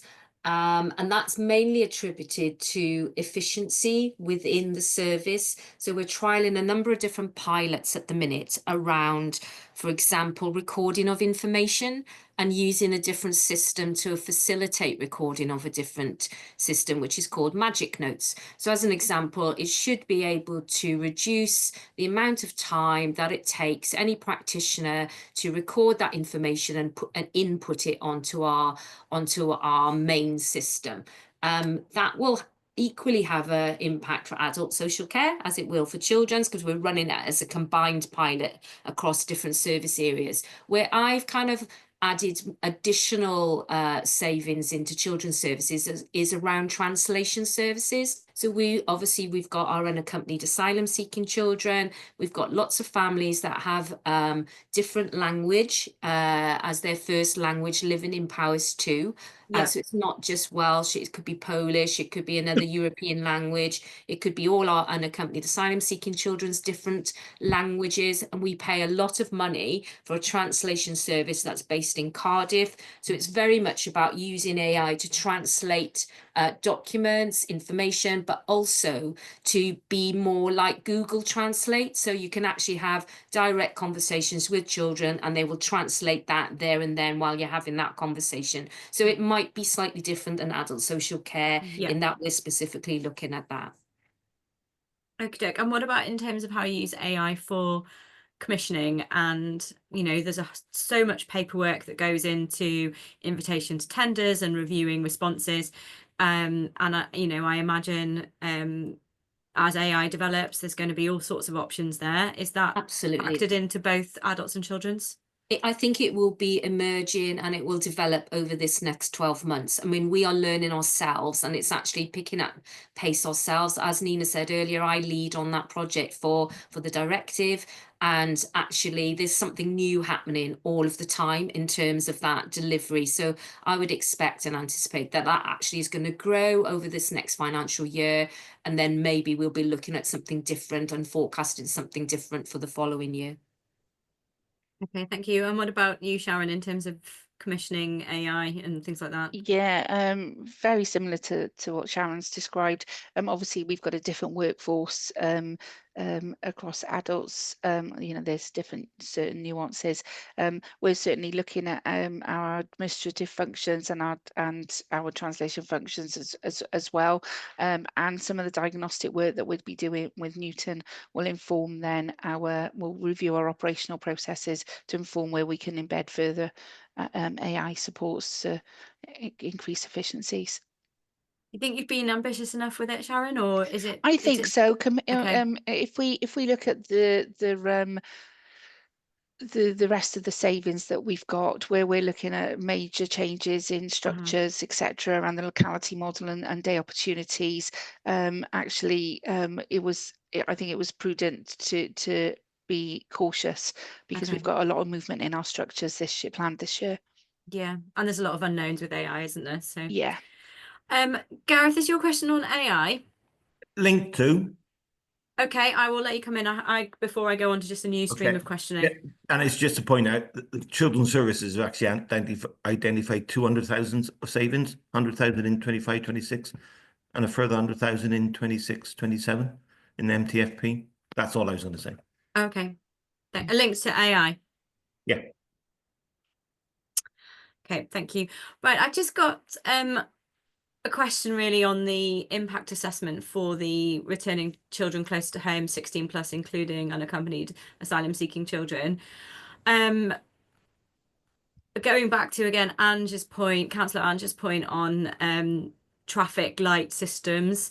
This is a very positively spun, maybe it's not spun's not the right word, but it's a very positive impact assessment.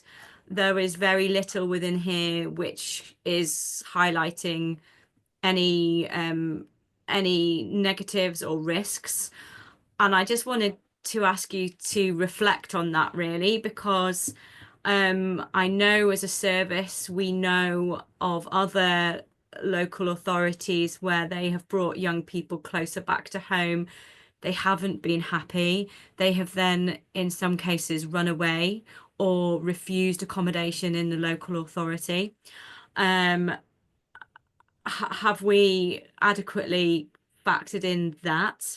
Have we adequately factored in that there may or may not be feelings within communities in terms of if you want to open a residential placement within a residential area in a village or a town, there needs to be a really transparent exercise with the surrounding neighbours to make sure that it's done appropriately, and that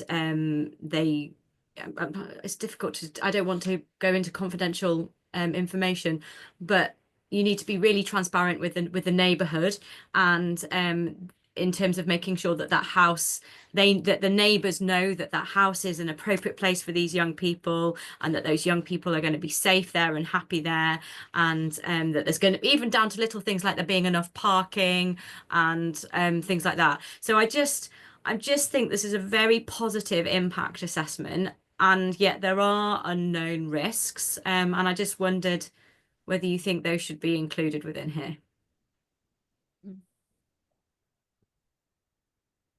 Thank you for that. Yes, I take on board on what you've said, but I do know that when assessments are made of our youngsters, it's down to our staff and what they identify in when they're trying to place individuals, and we do try, the staff do try to place them in the most suitable accommodation that we have available, etc. And they do look at their needs, so they are well catered for, and their views are taken on board. So I think that's part of why we are able to present the assessment as it's been.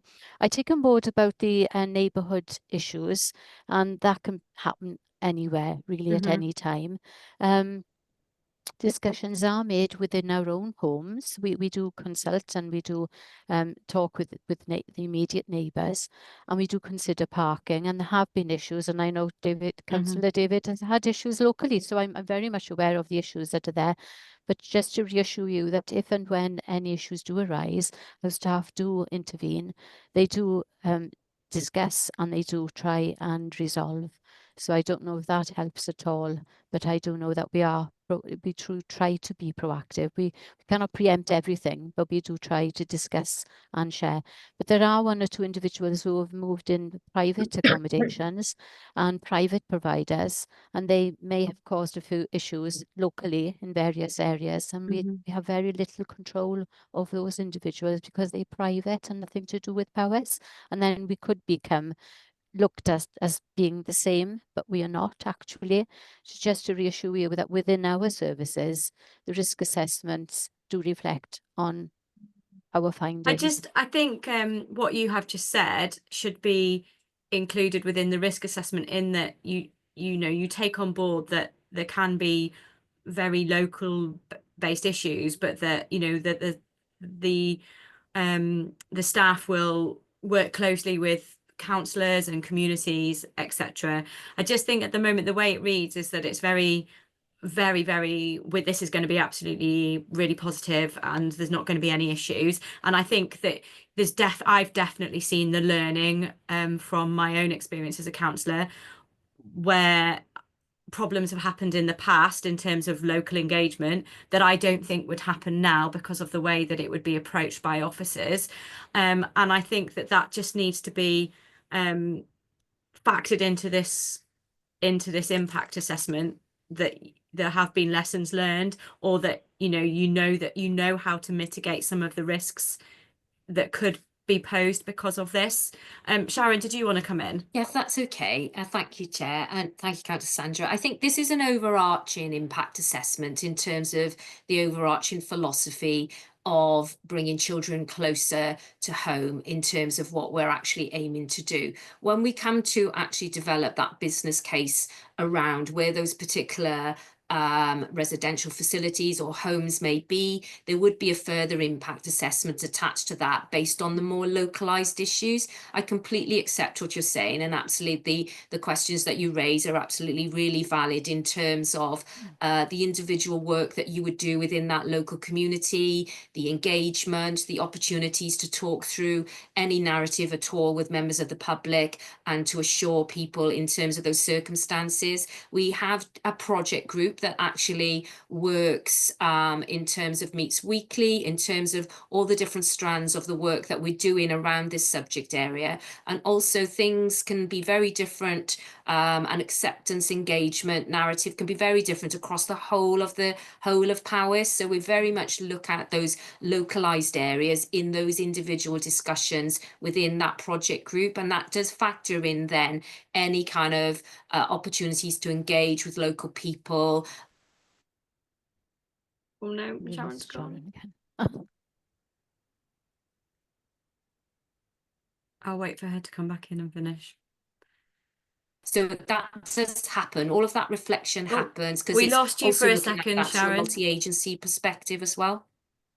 We Okay. lost you for a Sorry, second. so I was saying it does look at all of that mapping and gapping on a localized level when, you know, as that need arises. So we don't have the actual homes right now. So as they kind of develop through that business case, I would expect that we would deliver an impact assessment based on that, looking at all those local areas that you mentioned.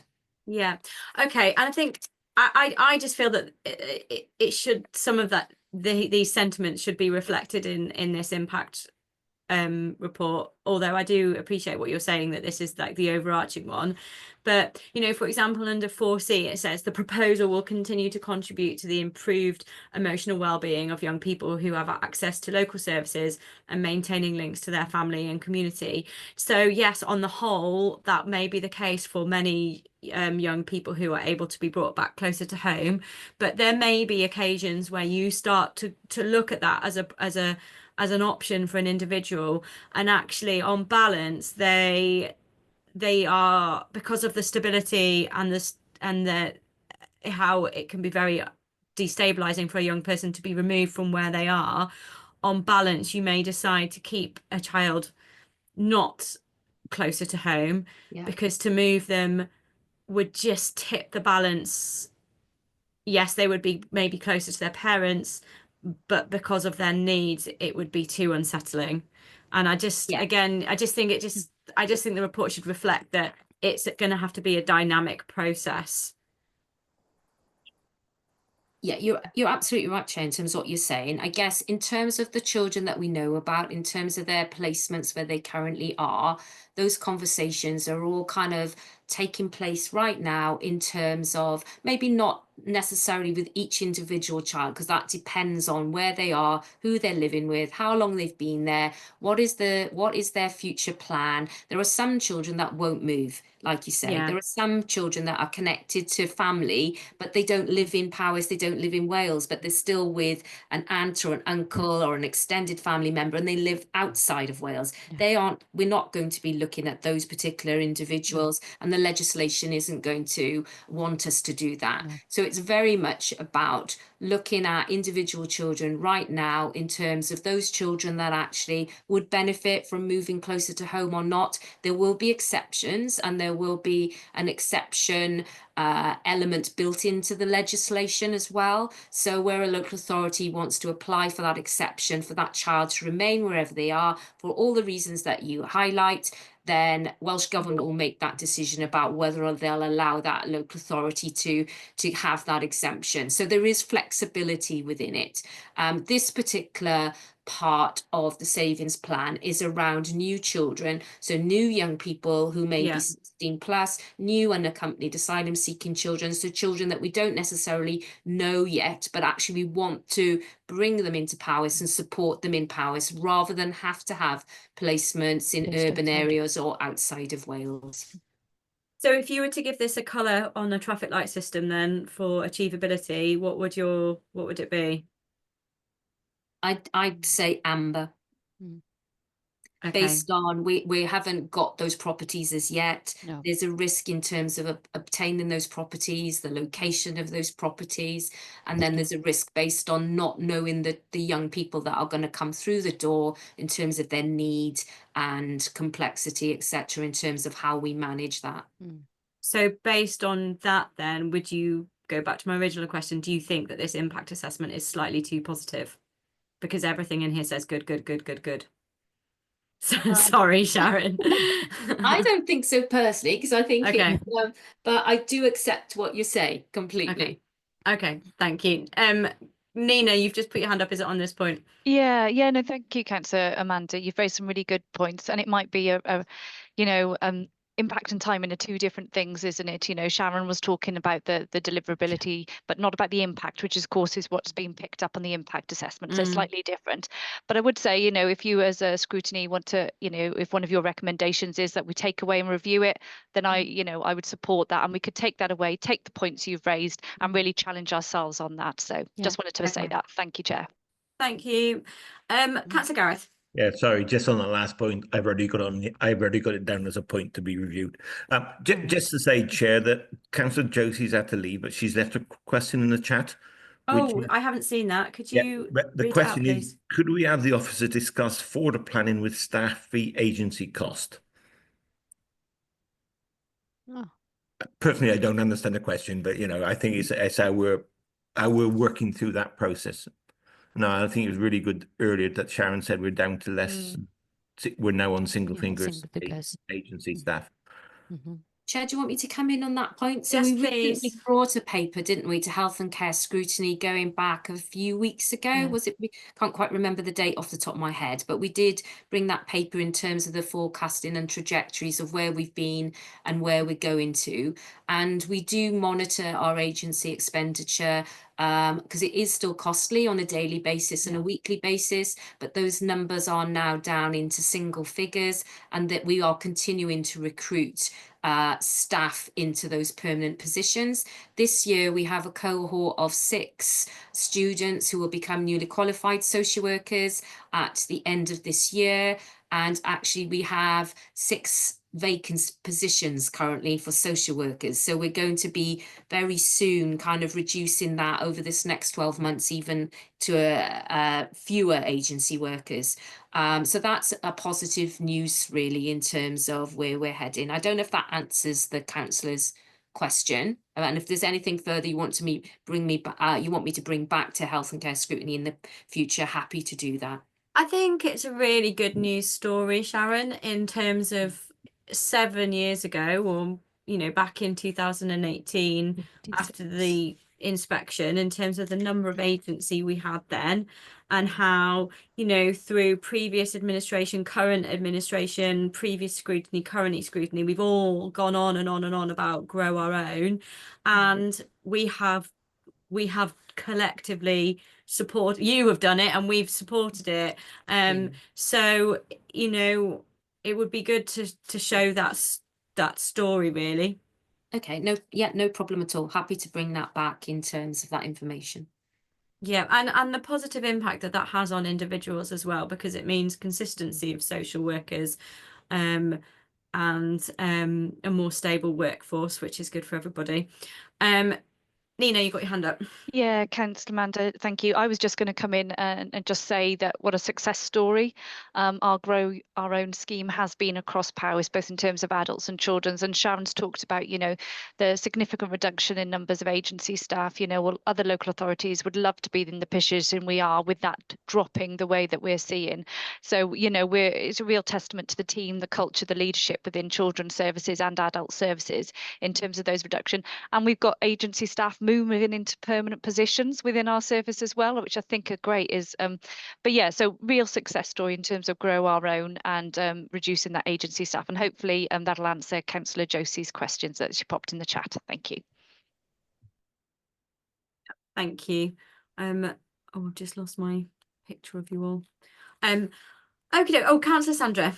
Sorry, thank you, Chair. Just on that, and saying that it is a good story, because with the progression of the service, but it did take time to embed. It was a gamble initially. Nobody really knew how it would work, if it would work, etc. And that step was taken, and it's borne fruit, and it has worked well. And this is what we're hoping will happen with our transformation of the fostering service. We hope again that will be successful. It will take time to embed, but we are working towards it, and hopefully that will progress in a similar vein as our Grow Our Own. And also bringing youngsters back into county is making sure that we've got that provision, and place-based is very important as well, as you said, having children in the right place at the right time. So learning as we go, learning as we project, and we carry on transforming, and that's what this is all about, isn't it? And this is why I'm sorry if I was floundering a little, but we really haven't got a handle on how many youngsters are coming in. We don't know what their trauma or their experiences or what their little lives have been like. But the important thing is that our staff are more consistent. They're very, very dedicated, and the diligence that they've shown, and the fact that even our sickness levels within our staff has reduced dramatically. So our staff are doing best they can. all they can. They are going over and above, and I just want to applaud them for what they've done. But it's a very volatile service because we don't know what will happen tomorrow. But I can assure you that our staff, and I've got every faith in our staff, and I think that the work that they've done is really good. So going back on what you said about the impact assessment, I take on board. Yes, everything shouldn't be good, and we should be looking at what could and what have you.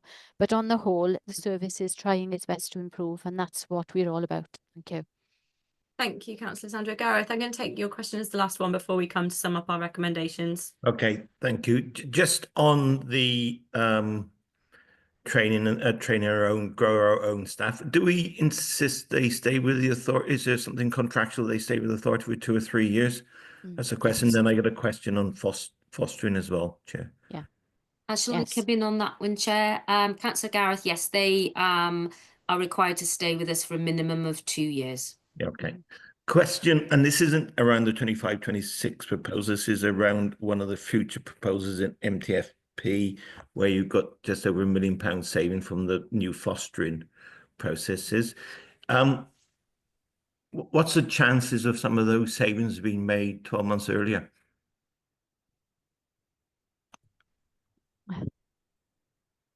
Do you want to go, Councillor Sandra? I'm happy to step in. I leave you try that one. I haven't got the answer to that one. It is the fact that we didn't have that in being then, but now we're on the path, because what we have to do obviously is anything that we're trying to transform or change, it does take time, and we have to make sure that our steps are in the right place, because we don't want to make mistakes as we go along. So that's the imperative part. We have to make sure that when we do change, it's for the right reasons and that the safety is paramount. So Sharon, I don't know if you want to absolutely, come in really there. good answer, Councillor Sandra, and I totally agree. I think it's unlikely, but if it was met, obviously that would be a real bonus. I think with any individual that becomes a foster carer, there's a vigorous process that you have to go through. It takes roughly 6 months from the point of picking up the phone to say that you're interested, right the way through in terms of you then getting a panel recommendation that you can become a foster carer. So it's quite a vigorous process. It's absolutely the right process, that it does take time, lots of training has to happen, etc., assessments, etc., through all of that process. So it's unlikely to be met, Councillor Gareth, but if we suddenly had an influx of new people and new assessments. You've lost her again. Chair, would it be all right if I came in, perhaps? Yeah, sure. I just want to wrap up within the next couple of minutes, though, if that's okay, I'll everybody. keep it brief, of course, Chairs. Yeah, no, thank you. I just wanted to say that I think it's a really good challenge, Councillor Gareth, but I would say that no, I don't think we can bring those savings forward at all. We're following the Investor Save business case that, as you know, went through and was approved by full council. And we're following the timeline within that, of course, which is challenged through that process as well. And I would say, of course, we've got the Investor Save investment. We've got to be paid back first as well, before there is any savings that can be delivered for the service. There's that investment amount to be paid back first. So thank you for the question, but my answer is no, I don't think we could pull forward that a saving at this point. Thank you. Gareth? Where's Gareth? Fine, Chair. Sorry, I got a dog barking at the same time. Was there anything else you wanted to follow up No, on? I'm happy. No. I'm happy, thank you. Okay, well, thank you ever so much to Sandra and all the officers and Nina and heads of services. What I'd like to do now, committee members, is I'd just like to have a quick discussion on our main recommendations. The first question I'm going to ask you all, and I think if you can put your hand up just to say whether or not you agree or not, and that is, do we think, based on observations that have been made today to do with the traffic light system that isn't there anymore, do we think that each of the cost efficiencies should come with almost like a RAG rating on whether or not it should be it's a big risk that it's not going to be achievable, or we think it's achievable, amber, but there are risks, or no, it's definitely we're confident, green? Do we think there should be that kind of color coding, or not made, or should it be done in some other way? Hands up who thinks there should be something additional. Deb, Carol, Chris. Okay, I think that's fairly then. Okay, so I think that'll be our first recommendation. I think rather than us be very specific on what we would like, I think, it's clear that we would like something visual. But we'll hand that back over to you for you to come back on, how you think you could approach that recommendation. My second question to committee is, we talked earlier on in the meeting on benchmarking information in relation to adults. Do you want to withhold making any firm recommendations on adults' budgets in relation to that until we've seen some of the benchmarking data that there is in terms of how we compare with other local authorities and the pressures for adults, and how we compare with other local authorities and the cost per adult per year? Anyone want to just add any thoughts on that? Yeah, can I come in, Chair? I've actually, as requested by you, I've actually made some notes, and I got about a page of recommendations. Yeah. 6 general ones, 3 on children's and 4 on adults. I don't know whether Okay. you want me just to circulate that to Carrie Ann and Kath, and then they can go round to the Yeah, that would be helpful, but I think I do want to just gauge committee members' opinions on whether or not they think we want to just have the ability to reflect on some more information before we provide a firm recommendation in relation to adults. Ange, Carol, I don't think it's going to hurt, to be fair. We need to know our position in comparison with others. And with benchmarking, you can look at all sorts of things. It's not, it's not just the one thing, is it? It looks at the system right the way through. And with the new AI coming in, I think that's going to be quite important for us to benchmark that in and with the rest of the finances and everything else. So yeah, I do think that we need to be able to consider. Admittedly, we don't want to affect any private companies or anything like that. But across rural Wales and even into rural Scotland, we should be looking at how things are delivered, and are we able to deliver them the same way, and through benchmarking is pretty much the only way we can do that, I think. I think our recommendation then would be that we would like to review that benchmarking data to be assured that we are not an outlier in terms of our cost efficient in terms of our cost per head, and also our pressures. Nina, did you want to come in on this? Yeah, just I do have like some benchmarking data, and I could just briefly give you a kind of a couple of seconds update if you'd like that at this point, just to say that we do have that information, and I could provide that to you here. I think given the time, it would be good for us to review it, if that's okay, just because I don't want to put members on the spot to be able to process that here and now and not have any further follow-up questions. Chris, did you want to come in on that point? Chris, you're on mute. Sorry, Chair. I have no disagreement to that as an approach. My question is that even if we saw ourselves as an outlier or elsewhere, is it going to change our dynamic of what we've been presented with in relation to the budget on there? I think if we saw ourselves as an outlier, well, I would want us to be asking questions to ask for assurances that we have dug down into why we're an outlier, and that the Cabinet have been given that detail as well. Yeah, I mean, I think that those would be the questions that you would go back to. But it's when are we then going to be coming back to then make a recommendation of whether we accept the paper as it is? Is it going to be tangible to it? I'm just trying to get that timeline. Decision making. Should we cross that bridge but reserve the right that Scrutiny might make written comments should we be an outlier? That's probably better. Yeah. Okay. Yeah. Thank you. Gareth, do you want to just set out what your other recommendations are for general and for adults that you've picked up? Yeah, sorry. I've just closed the file. Oh, sorry. Give me 2 seconds. Okay, I'll just jump onto children's then. And please feel free to disagree with me. But I'm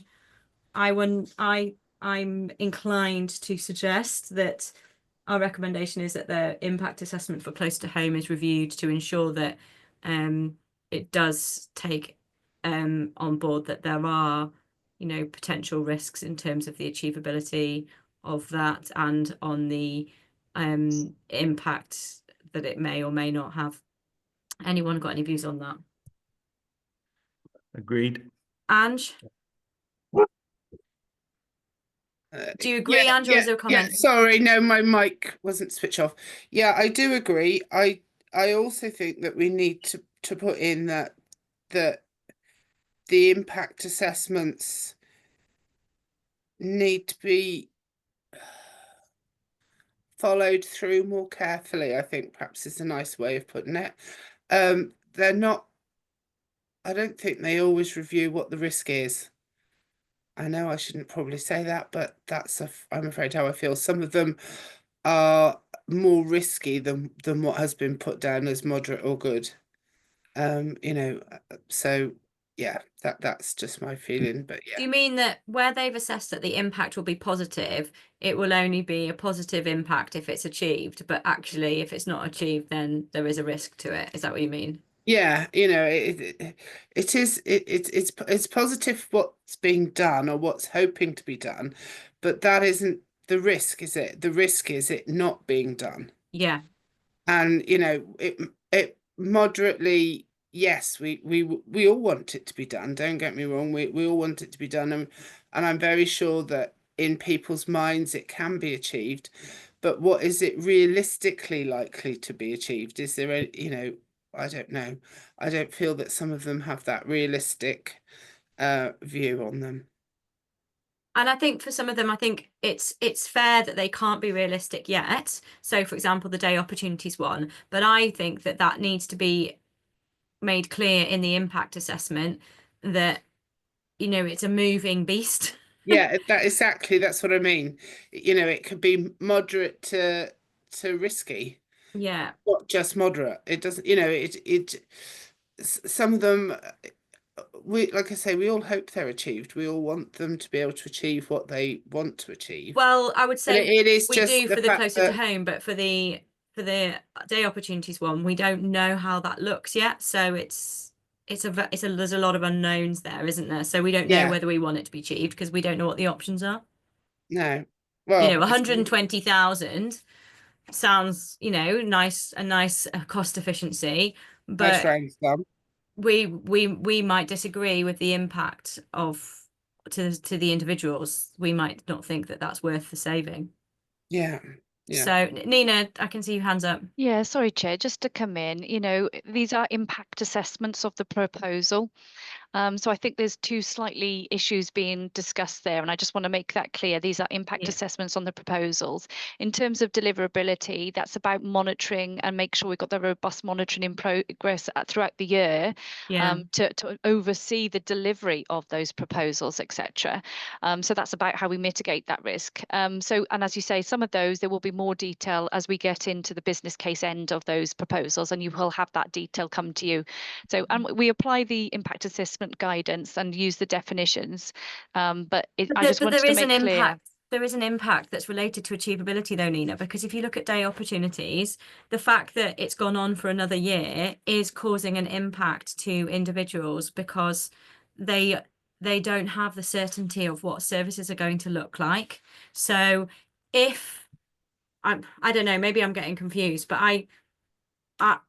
I think because there's unknowns in that area, the impact assessment should reflect the fact that still comes at a level of uncertainty to both individuals and staff. Yeah, I just think there's two issues, risk Are you Yeah. talking about the risk of delivery and then the impact of the proposals? And I just want to make sure that everybody's clear and understands the difference between the two. And of course, we do, you know, with Scrutiny, we do have Bets Ingram, I think, here as well, who's the expert on it, if you did want more detail, because I think it's Okay. really important. Okay. Okay, thank you. Anyone else got anything, Gareth, have you got your recommendations yet? You're on mute.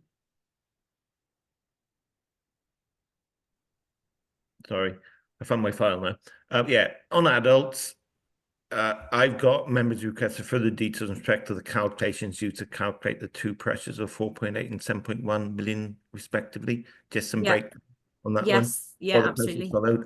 followed. The one about benchmarking data, and Yeah. then I've added a third one to that, link to it, that we get some information on the average cost per placement in adult services for the clients that you said about.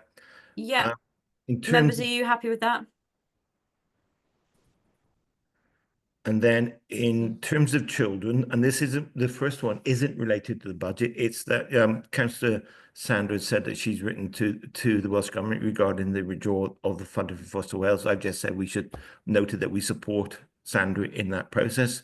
And this is me because I challenged it. I was the one challenged. I just think we should ask officers to further consider the figures put in for demographic pressures for April 26 onwards. Fully understand the point Councillor David made, but I just, it is quite a lumpy figure. We just need to have that assurance around that one. And then I made a point about the impact of the point around the impact assessment.